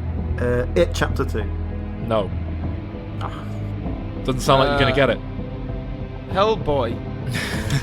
Well, I didn't do this on purpose, but that was X-Men Dark Phoenix, as composed by Hans Zimmer. I would say the one positive element of that film is the passable film score. You just heard someone. More on my opinions now. This is what you wanted to show me? Wasn't very good, was it? Well, as a general thing, it really felt like it was made for TV. It felt like a TV movie. Not just in terms of budget. It did feel a bit lower budget than what we're used to, but just in the... I mean, the guy who directed it, Sam Kinberg, is a TV guy. This is his first film, right? No. He's a writer. Oh, right. This is literally his first directing credit. I think technically an episode of The Twilight Zone made it to release before this film, but that's purely the result of this film being so heavily delayed. Because I got it into my head that he was a TV guy that had like jumped up. I knew he hadn't done a film before, but it had a TV feel to it. I don't know if it was just the way it was shot or.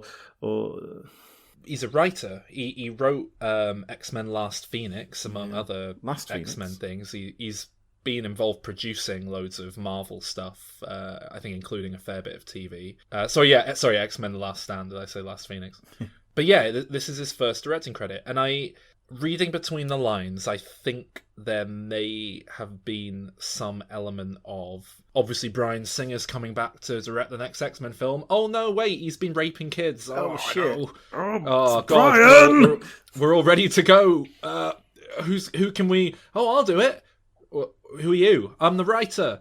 Oh, okay. How did you get in here? I wrote the script. Well, have you ever directed it? No, but I know the world, don't I? Don't know about that. Look, I can do it right now. I know all the characters, and I will throw in all the rewrites for free, so you don't have to worry about. We're always changing stuff on set because these films don't. They're not very well. Do it for minimum all right, payment. fine. We'll cut our losses. We'll just. Yeah, fine. It's going to be Disney soon anyway. It's all going to... Who cares? Who cares? You can... Yeah, fuck it. Whatever. It's the first time in so long in a major, big blockbuster Hollywood film that I've seen shadows in the background of stuff that shouldn't be there, It felt just very rushed. It felt very grey and drab, and I think that was intentional, but a bad decision. They're doing the whole mutant thing. In the 90s, mutants are kind of relatively accepted. Professor X has become a bit of an egomaniac in a way that was never that apparent to say that they are called the X-Men. Evan Peters comes back as Quicksilver, and he doesn't seem like he wants to be there. And I don't blame him. I'm the guy who does the little quips then. Really? We're going to space this time? Are you for real? That's weird. It was... Oh, fuck off. Then we get to the White Phoenix in the room. Sophie Turner, who I'm not a huge fan of, I don't think. I've never seen Game of Thrones, so that might be why, but... I mean, I've seen her in Game of Thrones. She's pretty... It's just sort of not crap, that would be a bit harsh, but yeah, she gets it done. Never seen anything particularly interesting in it. Didn't like her in Apocalypse, or... No. Really didn't like her here. Still no good. I mean, I hate that character. That character has never been interesting, or compelling, or threatening, or... anything. I hate Jean Grey. I hate her. Get rid of her. Stop doing it. But yeah, the Sophie Turner is not particularly good. I don't imagine her. I don't foresee a long career ahead.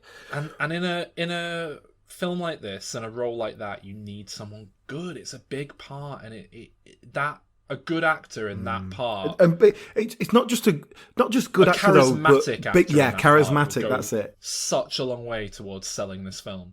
And also, when you're so if you watch like an old TV show or something, but on a different TV, and the aspect ratio is all wrong, and it makes it look much wider.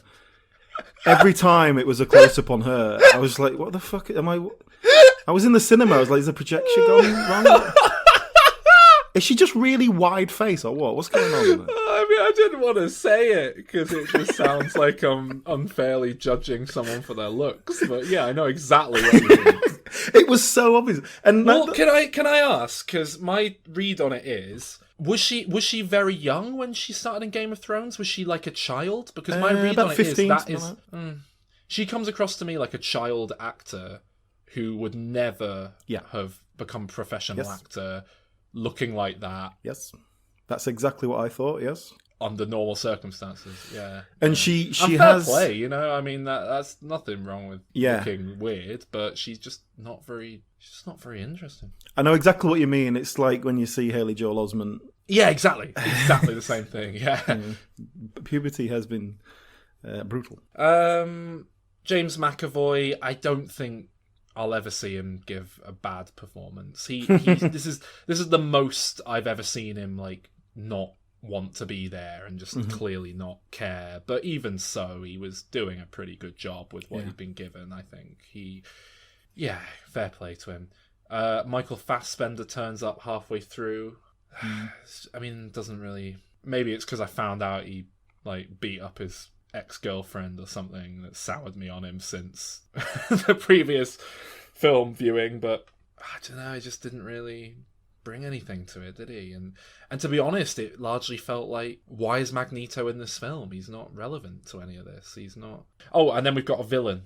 Yeah, we haven't even. The actual plot is that Jean basically gets taken over by some Shot sort by of alien energy lasers. thing. Yeah, which didn't really make any sense. Was a load of bullshit anyway. These aliens who take over the bodies of humans. Yep. They want the alien energy thing. Yeah, it's not developed properly. And the problem with it was, I think a lot of this was rewritten on the fly. My understanding is at one point, I believe, in fact, the original ending, before they reshot it, like, you know, they heavily reshot stuff. That was part of the reason it got delayed. My understanding is these were Skrulls at one point, these shape-shifting aliens. I don't know if you remember Captain Marvel well enough to remember the Skrulls, but yeah. So these aliens were Skrulls. They were the more sinister take on the character that you tend to get in the comics. Captain Marvel kind of subverted expectations by making them a bit more human and relatable. You know, not black and white, more nuanced. It was Jessica Chastain just not being allowed to do anything. It was the most... and it seemed like that was the direction. It seemed like the direction was, you're a cold, emotionless alien and you're not allowed to bring anything to this. And what a waste. I mean, Jessica Chastain deserved better than that. Along with, you know, a great cast all round being so wasted. I mean, that's same for everything, really, yeah. Just wasted is a good word. And it's a shame, because these X-Men films, even the weaker ones, tend to make really great use of the actors in them.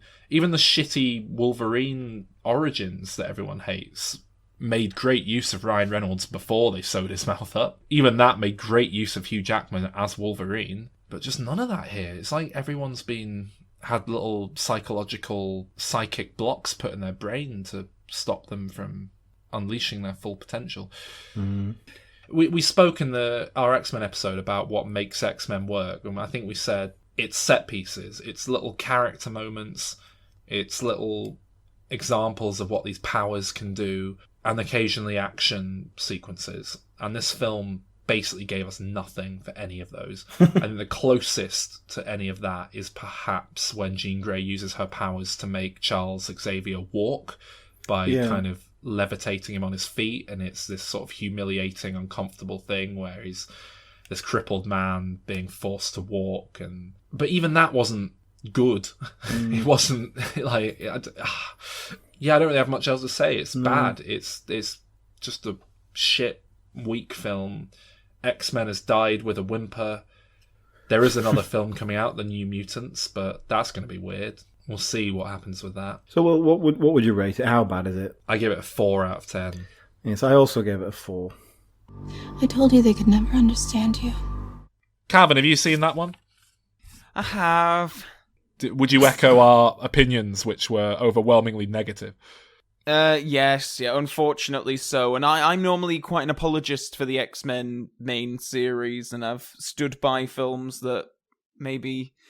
no, Dark Phoenix is another level of bad, isn't it? Like, I think we can all agree that it's the worst one, certainly of the main series, not counting the Wolverine ones. The worst one. It's such a shame. It just feels like it was I'll go just one further. churned out. And I'll say it's the worst one, including the Wolverine spin-offs. Oh, yeah, actually, you know what? Yeah, it's probably true. I was thinking about Wolverine Origins, but... probably even more to enjoy in that than there is in Dark Phoenix. I can't believe how rushed it felt. Just how, obviously some edits will have been made after the whole Disney acquisition thing. But to say that the film was just in production at Fox before, any acquisition, merger sort of thing came up, I'm amazed at how it really does just feel like, oh, well, we need to wrap up this timeline for some reason, so we're making this. But it just felt like it was so passionless and joyless, and none of the actors looked like they were having especially good times. Very, very disappointing. Sad. Yeah. Sad. What would you give it out of 10? 4? Yeah, that's what I give it. Yeah. Terrible. What do you think is going to happen to Sophie Turner? Oh, I like her. Do you like her, or do you like Game of Thrones? Oh, you've got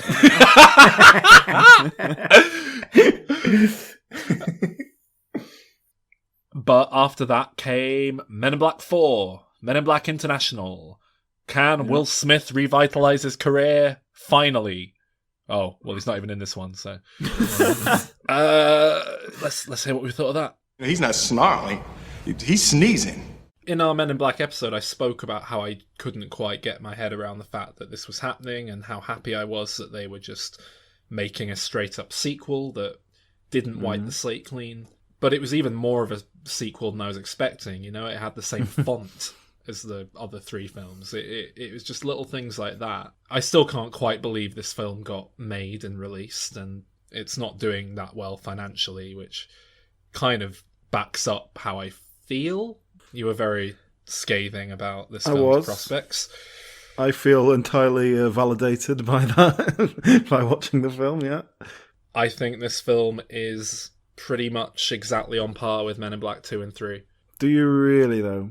Yeah. So your first big issue was you were convinced that Chris Hemsworth was just going to be Thor in the film. Yeah. He wasn't, was he? Yes, he was. No, he wasn't. He was.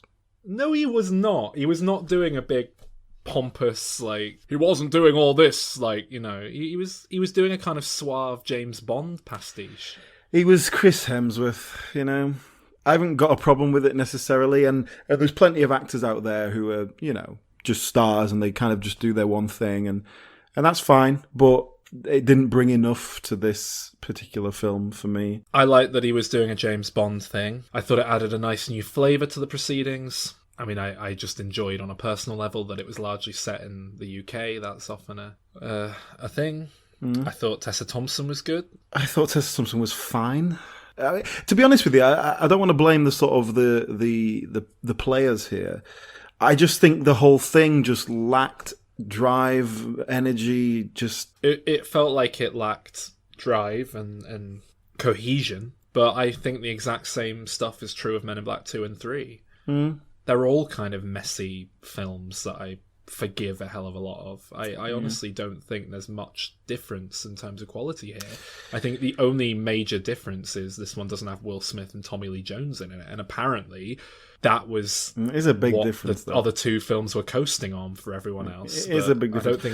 I don't think that was really the draw for me. I think I was enjoying the aliens. Emma Thompson comes back for far too small a role. Yeah, little more than a cameo, really, and just there to create a sense 2 scenes, that we're in the same story world, I think. Yeah, it was just a shame because I wanted more from her. They could have easily worked her into the plot more, but I guess... We've also got Liam Neeson as the head of British Men in Black. Sorry substitute for Emma. I mean, he's... Thompson and Rip Torn. He's just shit. I mean, I don't know. Has this come up on this show before? That I think Liam Neeson is shit? Yeah, you've moaned about it before. Because he is shit, and this film was further proof of that. In terms of this film, he was just fine. He was fine. He got away with it. But even then, it was the most lifeless. Honestly, I think his voice is getting so deep, like he's acting for whales. I could barely hear what he was saying. But it's not just deep. It's deep and light. It's deep and soft. So whales is a good analogy because it's like the sound. It's like he's talking on the wind when he talks. It's just so there's no power behind it. It just everything he says is just thrown away, and it feels like he's done one take of everything. Which probably, maybe that was true of the film, but he's just. You know who was a bit shit, and it really saddens me because he's done this twice now in quick succession, and I used to think quite a lot of him, but I assume you're talking of Rafa Spall? Yeah. Because he's the next sort of big thing in it. What else did you hate him in then? I'm trying Jurassic to remember. World? I think it was Jurassic World, Fallen Kingdom, which I really liked on the whole, but... I know what you mean about him. Like he felt like he'd walked off the set of Johnny English. Yeah, it did. It felt like he was in a different film, yeah. I would put that perhaps more on the director than on him. I really like Rafe Spall. I've seen him do good stuff, good comedy stuff. But no, I do really like him, so... He was so one-dimensional in this film until the sort of twist at the end where he's actually a bit of a good guy. Even that's it. The problem in this is that they're setting up this whole idea of like, who's the bad guy? Like, we don't know who's working against us behind the scenes. They're obviously going to him, look, you have to be an arsehole so that everyone thinks it's you, and then we can change it around so it's this guy. But he was just like the most boring Ben Miller arsehole. Harsh but fair, I think. I loved that concept. Someone's poisoned. There's a mole in Men in Black and all that shit. Go on all espionage thriller on it within this James Bond context. Yeah, great. It was just the most banal, obvious, lazy way of doing it. So like, it was fine, but whatever. The one thing that maybe did feel a bit tonally off was the villains, the kind of obvious villains, the two shapeshifty people. Oh, the Les twins. Purely because the other three films have had kind of big comedy villains in one form or another. You know, they're kind of, certainly the first and third film have big comedy performances that are also quite menacing. The third film, they got an out-and-out comedian in.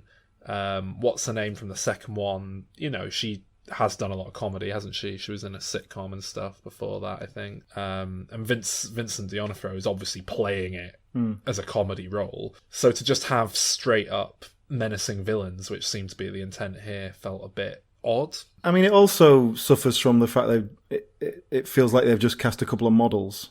Rather than like actors.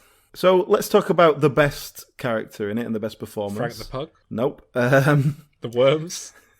Were they even in it? Yeah, they're getting off the subway that turns into the London Underground. No, I want to talk about Kumail Nanjiani.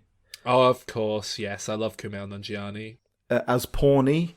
He's the voice of a little creature thing. I was a bit worried at first because it's like, it's just a little cute creature thing and it's going to be a wisecracking link. But it worked perfectly, I think. The character was written really nicely. His performance was perfect. Lots of personality into it. The concept was lovely as well. I love the idea that he's bizarre, but I love the idea that he's basically a pawn in a kind of alien living chessboard who loses all of his other pieces and just is... I really like that. And yeah, I love Kumail Nanjiani. I think I've sung his praises many times on this podcast before.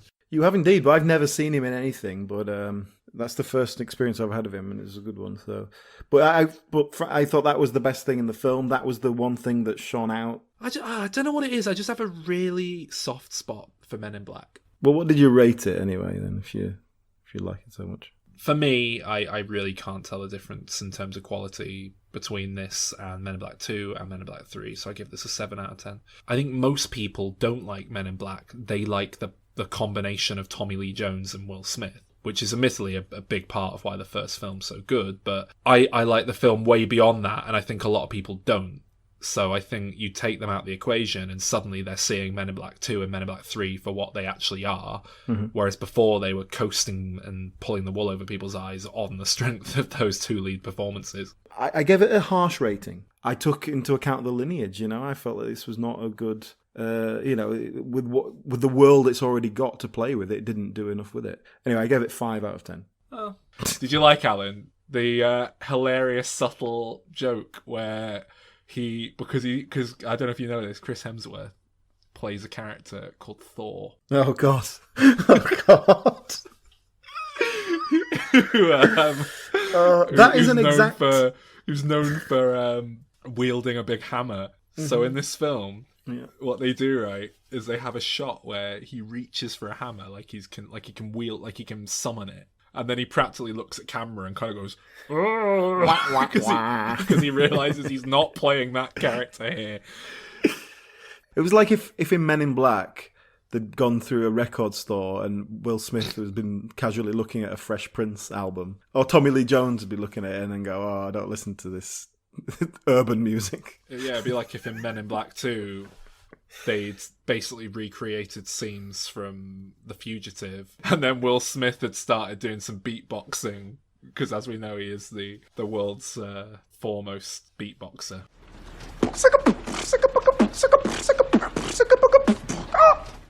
I forgot that there even was a third Men in Black. Oh no, shit! Is it fourth? Fourth Men in Black, yeah. Fourth Men in Black film, but it's not proper, is it? Because they're not in it. Well, I think you should watch it. It's the same universe and everything, definitely. Yeah, it goes out of its way to tie it in a lot more than I thought it would. To be honest, to the other three, I enjoyed it, and I think you should watch it, Calvin, because it's doing a whole James Bond thing. That it's set in the UK. Chris Hemsworth is doing like a comedy James Bond thing. He's playing the British Men in Black agent. He's like a shit James Bond. Not a shit James Bond, he's just James Bond. He's shagging alien women, and I mean that sounds like Captain Kirk, but he's doing it in like gambling casino places and stuff. They're doing a Bond thing. I think you'd respond to, but I don't know if you'd like the rest of it. Okay. Anyway, that was Men in Black. And lastly for this week, we are going to cover Toy Story 4, the questionable...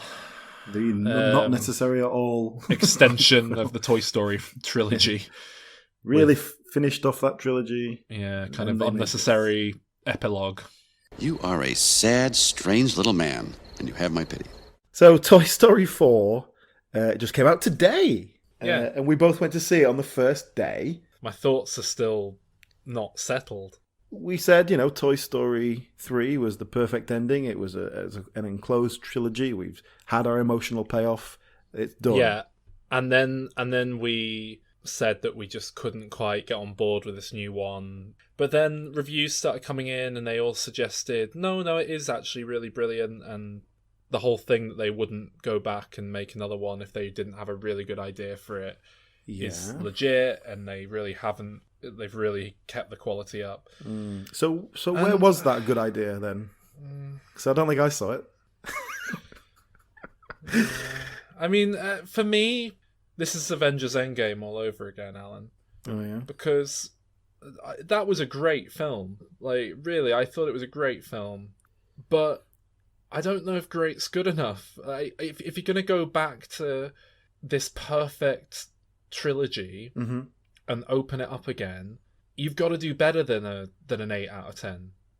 It's got to be, I mean, that's what I'm giving it, 8 out of 10 right there. 8 out of 10.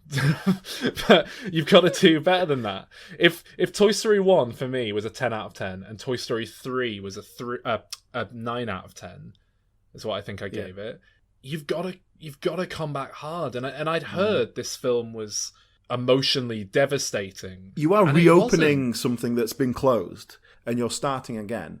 So why would you do that? And the whole film all the way through, I mean, it felt like an epilogue, and I don't think that's necessarily the worst thing in the world. I quite exploring Woody's life after Toy Story 3 and not being the favourite toy anymore, and his romance with Bo Peep as well. I actually was all right with that, but basically the film peaked for me right up front with the flashback scene where he says goodbye to Bo Peep. That for me was classic Toy Story. Yeah. A beautiful moment. That was this beautiful, really quite emotionally devastating, but in a very subtle way, scene of two lovers being torn apart by circumstance, which is a very is a relatable thing. I'm sure most people go through some variation of that in their lives at some point. I thought right up front, I mean, it made me cry, basically, that opening scene. Not opening, but right near the front, wherever it was. It made me cry, and I thought, oh god, this film's going to be amazing. And then it just never, it was downhill from there. It never quite got up to that. And the very end of the film was sort of in the same territory, same ballpark, but it was, I don't know, it just nothing. It all felt a bit diminishing returns, even down to the sort of post-credit stinger with Mrs. Forky that was just Mrs. Potato Head all over again. If you're making a new film in any series, really, if you're bringing the average standard of that franchise down, then you shouldn't do it. And I think that's more significant once you're 3 films deep. And it's a shame, because honestly, I can't think of a 4th film in a franchise that's better than this. But at the same time, it's not good enough.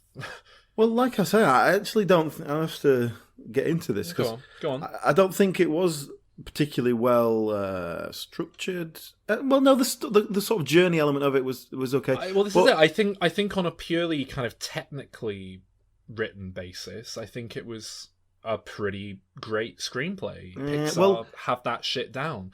They introduce a lot of new characters, which means our older characters are essentially just there for the sake of, oh yeah, remember them? Oh, they all get a line, yeah. But also the problem with that is that the new character we brought in, I felt some of them weren't necessary. I liked most of the new ones from what I can remember. I'm trying to think. I don't think there were actually that many new characters. Compared to Toy Story 3, for example. Like the Key and Peele bears, I just don't think they needed to be there. If they hadn't been there, it wouldn't have affected anything. Yeah, I guess. And I like them. Make that, Ham and Potato Head or whatever. It's like, let's use the characters we've got. I know they're all dead, but Hey, how about Ham and Potato Head get glued together? Yeah, exactly. And then you make whatever. Hey, yeah. Or Ham and Rex, I guess, if you're trying to keep Potato Head out of it. Yeah, it just didn't bring enough new things. Yeah. And the whole thing with Buzz getting involved and then introducing them just felt so Buzz annoyed. Buzz was so out of character. What was that? Buzz is suddenly a simpleton in this film. He's never been... Exactly. It's like they're taking him back to his original settings and he's like a naif, He's never been a dimwit before. Yeah, he was naive in the first film. And then Toy Story 2 kind of went out of its way to be like, no, look, he's a very smart, capable member of the gang now. Whereas this was just like, oh, it's Tim the Toolman Taylor. The stuff they did with his character was just like, what? He's 15 years in now. What's that about? Yeah, but it was baffling. But the whole plot, that whole element, just felt like, oh, we've got to do something with Buzz. Let's stick it in there. It felt like a subplot that didn't need to be there. Then there's just other little, like the little Giggles whatever it was called, the little Polly Pocket thing. Now I like that Peeps. Purely for the sight gag of introducing them. I thought that was a really nice thing to get that toy. But to be honest, you could have just introduced them for that sight gag, and then that was it. Then they go the same way we met the Carl, the same way Carl Weathers came along and said hi and then went away. Yeah, exactly. Yeah, it was just and it was just like, and now we've got this character that just isn't adding anything. One of the new characters that I liked was I assume Keanu Reeves. Keanu Reeves one, whatever his name was. The performance was really nice. Actually, don't think I've ever seen Keanu Reeves do voice work. Keanu Reeves is having a real moment at the minute, isn't he? It's. I think everyone realised that he looks like me, and it's giving his career a bit of a boost. Yeah. It's almost like we're only paying lip service to the idea that they have to hide from people. They just pretty much do whatever they want. Yeah, especially at the end. It was definitely crossing the line. Yeah, especially at the end when they're driving a fucking RV, and I agree, it was just a bit like, ugh, this is... I appreciate you have to go too far with those things, like at moments, but it's like the whole film was just like, what the... How did you like Forky? You either make that the story of the film, make that the central sort of point of the film, or don't. And it was kind of half and half. He was the sort of the kickoff, the catalyst of the whole thing, and he's the big thing in the beginning. And then for the last 2/3 of the film, he's just another character who sort of helps out here and there. Like, go with it or don't. And explore that territory of what is he? Is he different, or does he have to find himself? Does he have to find his own identity because he hasn't got a backstory or whatever bullshit you want to do? So it just felt lost.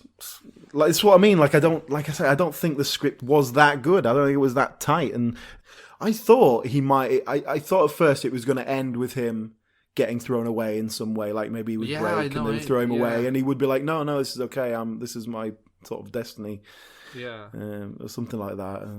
I don't know what that would mean, but the other sort of element of the story is Bo Peep, and she's radically changed. She's moved on and become a new person. They've turned her into sort of Sarah Connor in Terminator 2 kind of figure. To a point, yeah. Where she's like... And I liked that. I liked what they did with her character. I did. I really liked it. Bo Peep was never remotely interesting in Toy Story 1 to 3, and now she's a good, solid character who stands her own amongst, in this franchise. It was like, yeah. Yeah, I really like what they did with her. They made her a strong woman, which is, of course, what you want in 2019. But also, she really has to make a point of telling Woody to shut the fuck up. Like, I know more than you. Stop trying to be in charge all the time and accept when you don't. You're not in the best position. Like, you're just fucking shit up. There was a point when they were going to say goodbye, and I thought, oh God, are they doing a kind of before sunset, before sunrise with this? Is this what this is? It's Woody and Bo Peep have a kind of, another bit of time. I'll meet you together, here in 6 months. Well, yeah, but is it just a kind of time is fleeting and everything is finite? And I thought that could have been quite resonant. After the way they did it in the first scene, that the very resonant goodbye. Yeah, and they have to do it again. And I like that they just let Woody go, though. And I did like... I would have been happy with either of those. The one thing I wouldn't have liked is if Bo Peep had just joined them. I think that would have been too cheap and easy. So I'm glad they didn't go down that. You sticking with your 8 now? We've discussed it. You happy with that? Yeah. Okay. Yeah. As part of what it is, I give it a 6. I'd like to join your posse, boys, but first I'm going to sing a little song. So I really liked it, even though it felt completely unnecessary and not justified. I think I'd rather it didn't get made if I were able to choose, but with it being there, could have been a lot worse. Alan was a lot less into it, and yeah. Calvin, have you seen this one?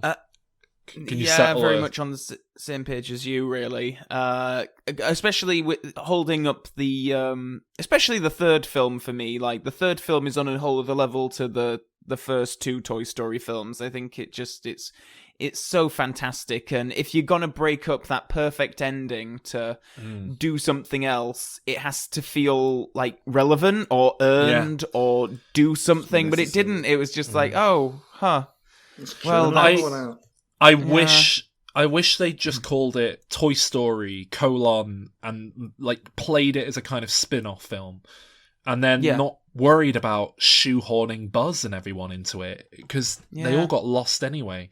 Just make it Woody's little spin-off film, and that's fine. And it's not going to be held to the same standards. But yeah, disappointing.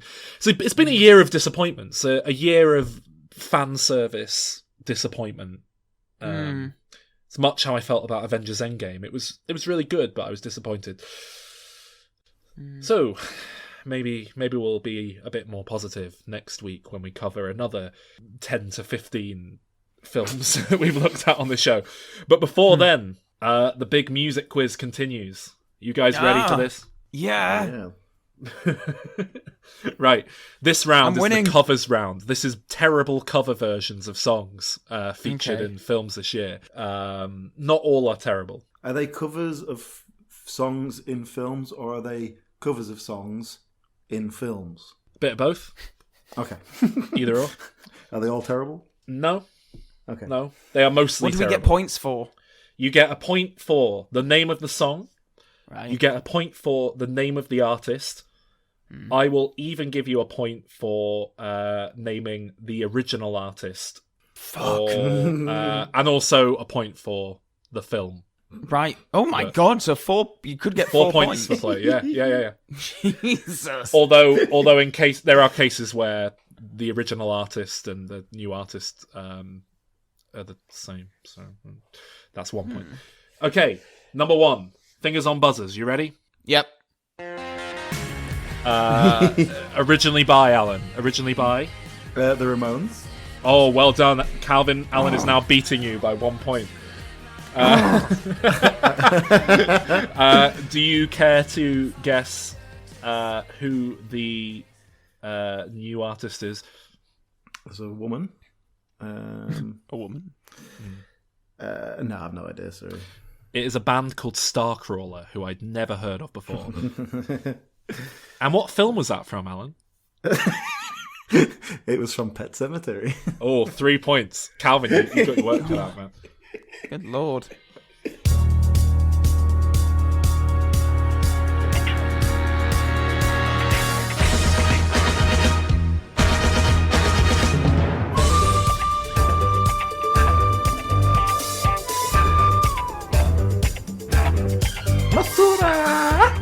Go on, Alan. I mean, I don't know what it's called. It sounds like the Charlie's Angels theme tune to me.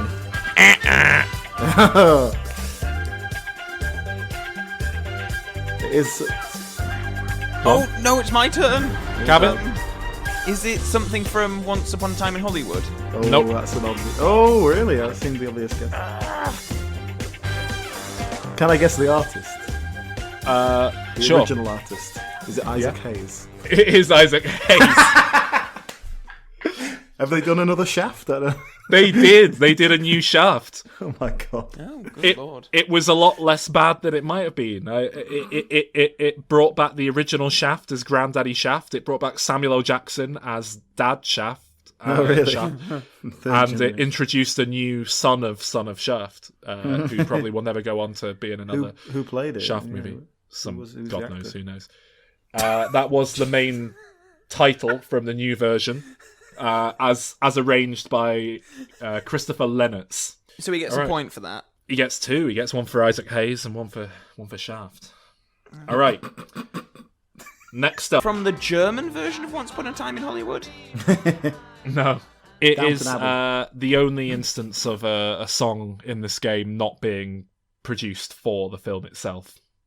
I just threw it in there because it was a nice moment in an otherwise not particularly good film.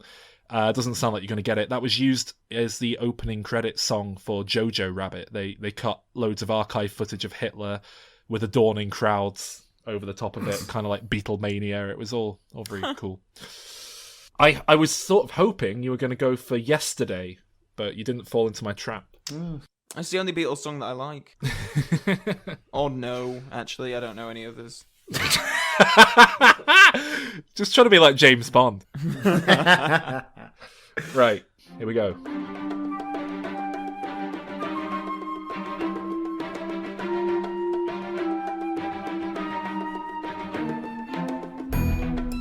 Very Bond.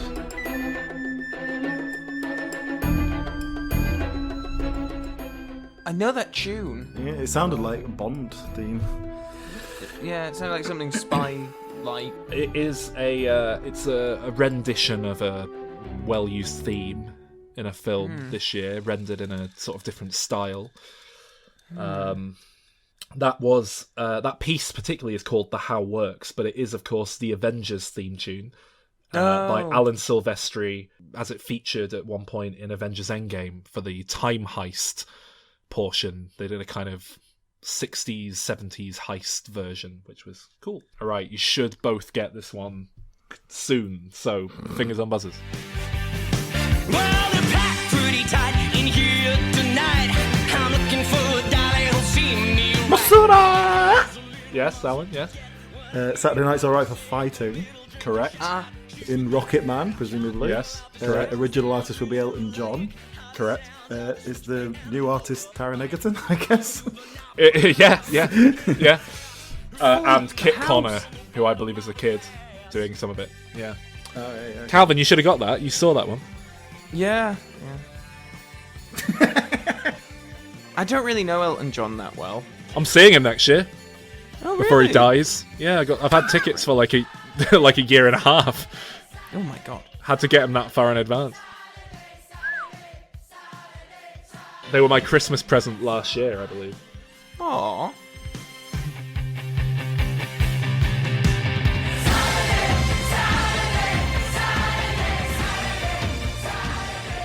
Right, fingers on buzzers, ready for the next one. The next one is a very short clip. Right.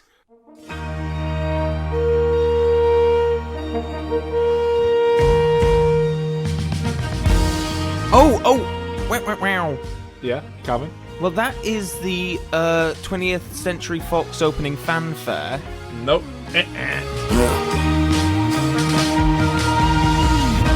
Oh, shit! No, it's not. I know it. It sounds like the opening to like BBC News or something. No, News at 10 or no, something like that. What's no. it? No, I know Calvin, it. do you want to jump in? You can jump back in now, Calvin. Yes, it's the opening theme to the Universal yes. logo. Universal, Universal Studios opening fanfare. Originally composed by Jerry Goldsmith, I believe. Is that so? Is it? I don't know. I'll take your word for it. Did you look this up?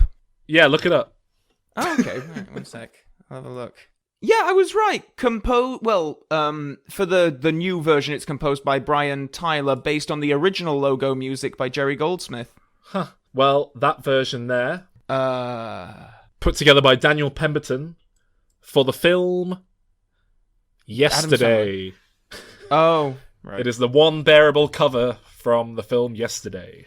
How many points do I get for that? 2. Yeah. Right, Alan, you ought to get this. I don't think Calvin will get this next one.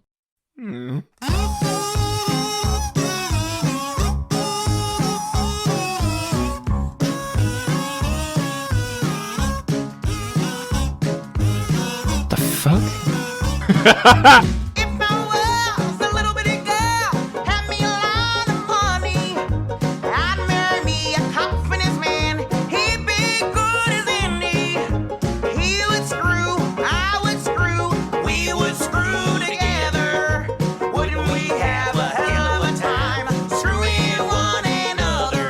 Pay attention to the male vocals. A little bitty boy had a whole lots of money.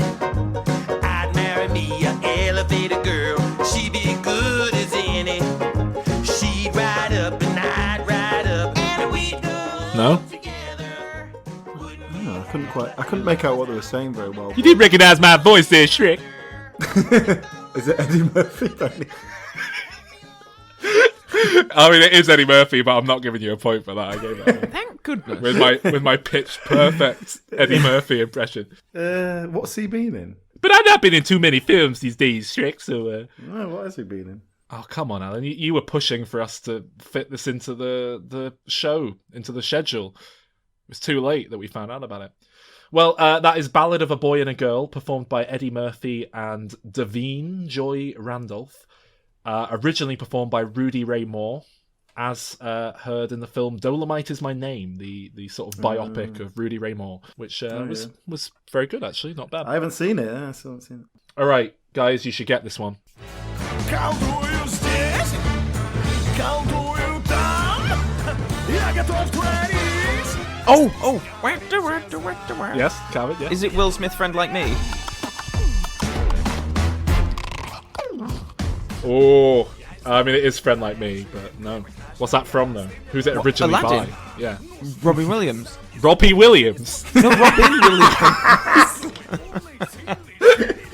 All right, I'll give you 3 points for that. But no, it's not. Is it not Will Smith? I mean, Will Smith's in it. I'll give you a point. Чего? Пусть будет список твой, длинный любой, под 3 лампы, вот и всего. Мистер Aladdin. Sounds better than the film version. Yeah. Я с тобой, и ты крутой, я твой самый лучший друг, самый лучший друг, я твой самый лучший друг.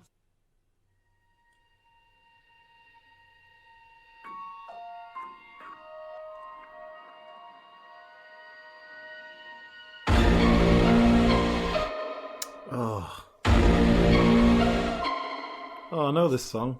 Damn it. Oh my...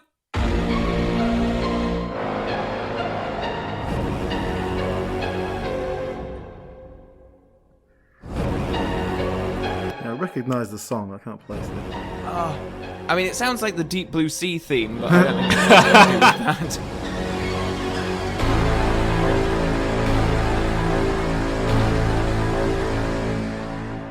Pretty cool, though. Oh, it's fantastic. Used very prominently in the film in question, as well as the trailer. Oh! Go on. Is it from Doctor Sleep? No. That's what I was thinking. It? No. That is a track called Pas des Deux.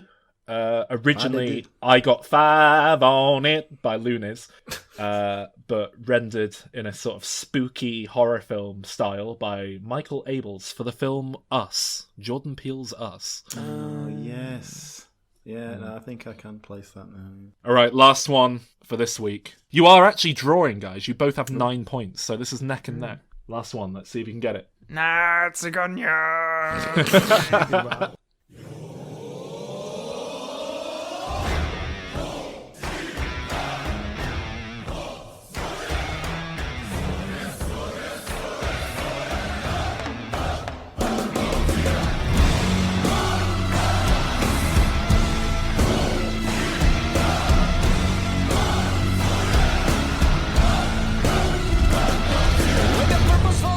And a terrible sound, he pulls the spitting high tension wires down. Helpless people on subway trains scream bug-eyed as he looks in on them. Godzilla! Godzilla! Well, I know what film it's from. As he waves through the buildings toward the center of town.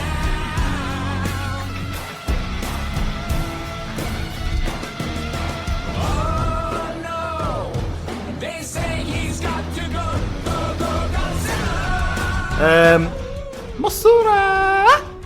Yes, Alan, yes. I can't believe you didn't buzz in for that, Calvin. The film must be Godzilla, King of the Monsters. Yes, correct. Is it a Black Sabbath song? I'm hearing. No. Godzilla! Godzilla! Sorry! Well, the song was originally Godzilla by Blue Oyster Cult, but this is the Godzilla Diminishing Returns remix, as put together by Bria McCreary, featuring Serge Tankin, and also featuring Sol Harris on additional vocals.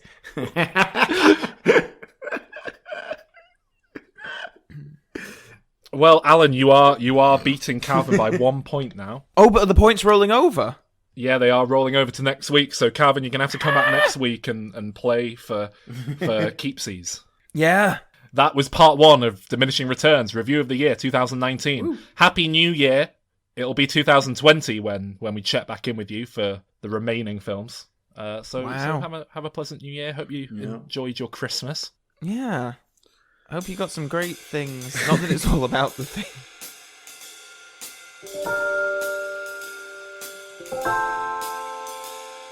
Thank you for listening, and thank you for a wonderful 2019. Just to remind you, most of what you've heard in this review episode are edited versions of our Diminisodes. It's what we put out on our Patreon feed. We review the films as they come out in a more timely fashion. We launched the Patreon about 11 months ago. Since then, we've had 42 Diminisodes, plus 3 full-length bonus episodes. That's what you get for $1 a month. A pretty good deal, especially if you like the show. If you don't like the show, still a good deal, actually, because just more for you to hate. And that's good value for money. We really appreciate everyone who supports us, and it means that we don't have to worry that we're losing money doing the show. We spend a hell of a lot of time and effort into producing this podcast. Obviously, there's a lot of time watching films, which is pretty easy, to be honest with you. But then all the recording time and the editing is just a nightmare. It takes hours and hours, but that means you get a much more streamlined podcast. Listen to other podcasts, notice how crap they are, and how much filler there is. They need to edit. They need to put that time and effort in. That's what we do. Aren't we great? Yes, we are. Thank you. That's what you get with Diminishing Returns. If you would like to support us, but you think $1 a month is far too much to ask of you, that's okay. But if you would like to rate us on iTunes, that would be very helpful. A little review would be nice as well. Do you know what? You can even just recommend the show to a friend. By far the best way to help a podcast spread. Word of mouth. Word of mouth. If you've got a friend who likes films in any way, send them the way to our podcast. We've got 3.5 years of backed up episodes. They will definitely find some films that they're interested in. We appreciate not everybody's going to listen to every episode because it might be a film you've never seen or know nothing about. But get them down there. 180 odd episodes we've got. They're all at the website, dimreturns.com. They're on YouTube. They're on Spotify. They're on every other podcast catcher, iTunes, everything. You know, they're there. You know they will thank you for it because it's such an amazing show. Thank you, and we will be back next week with the second half of our 2019 review. Merry Christmas.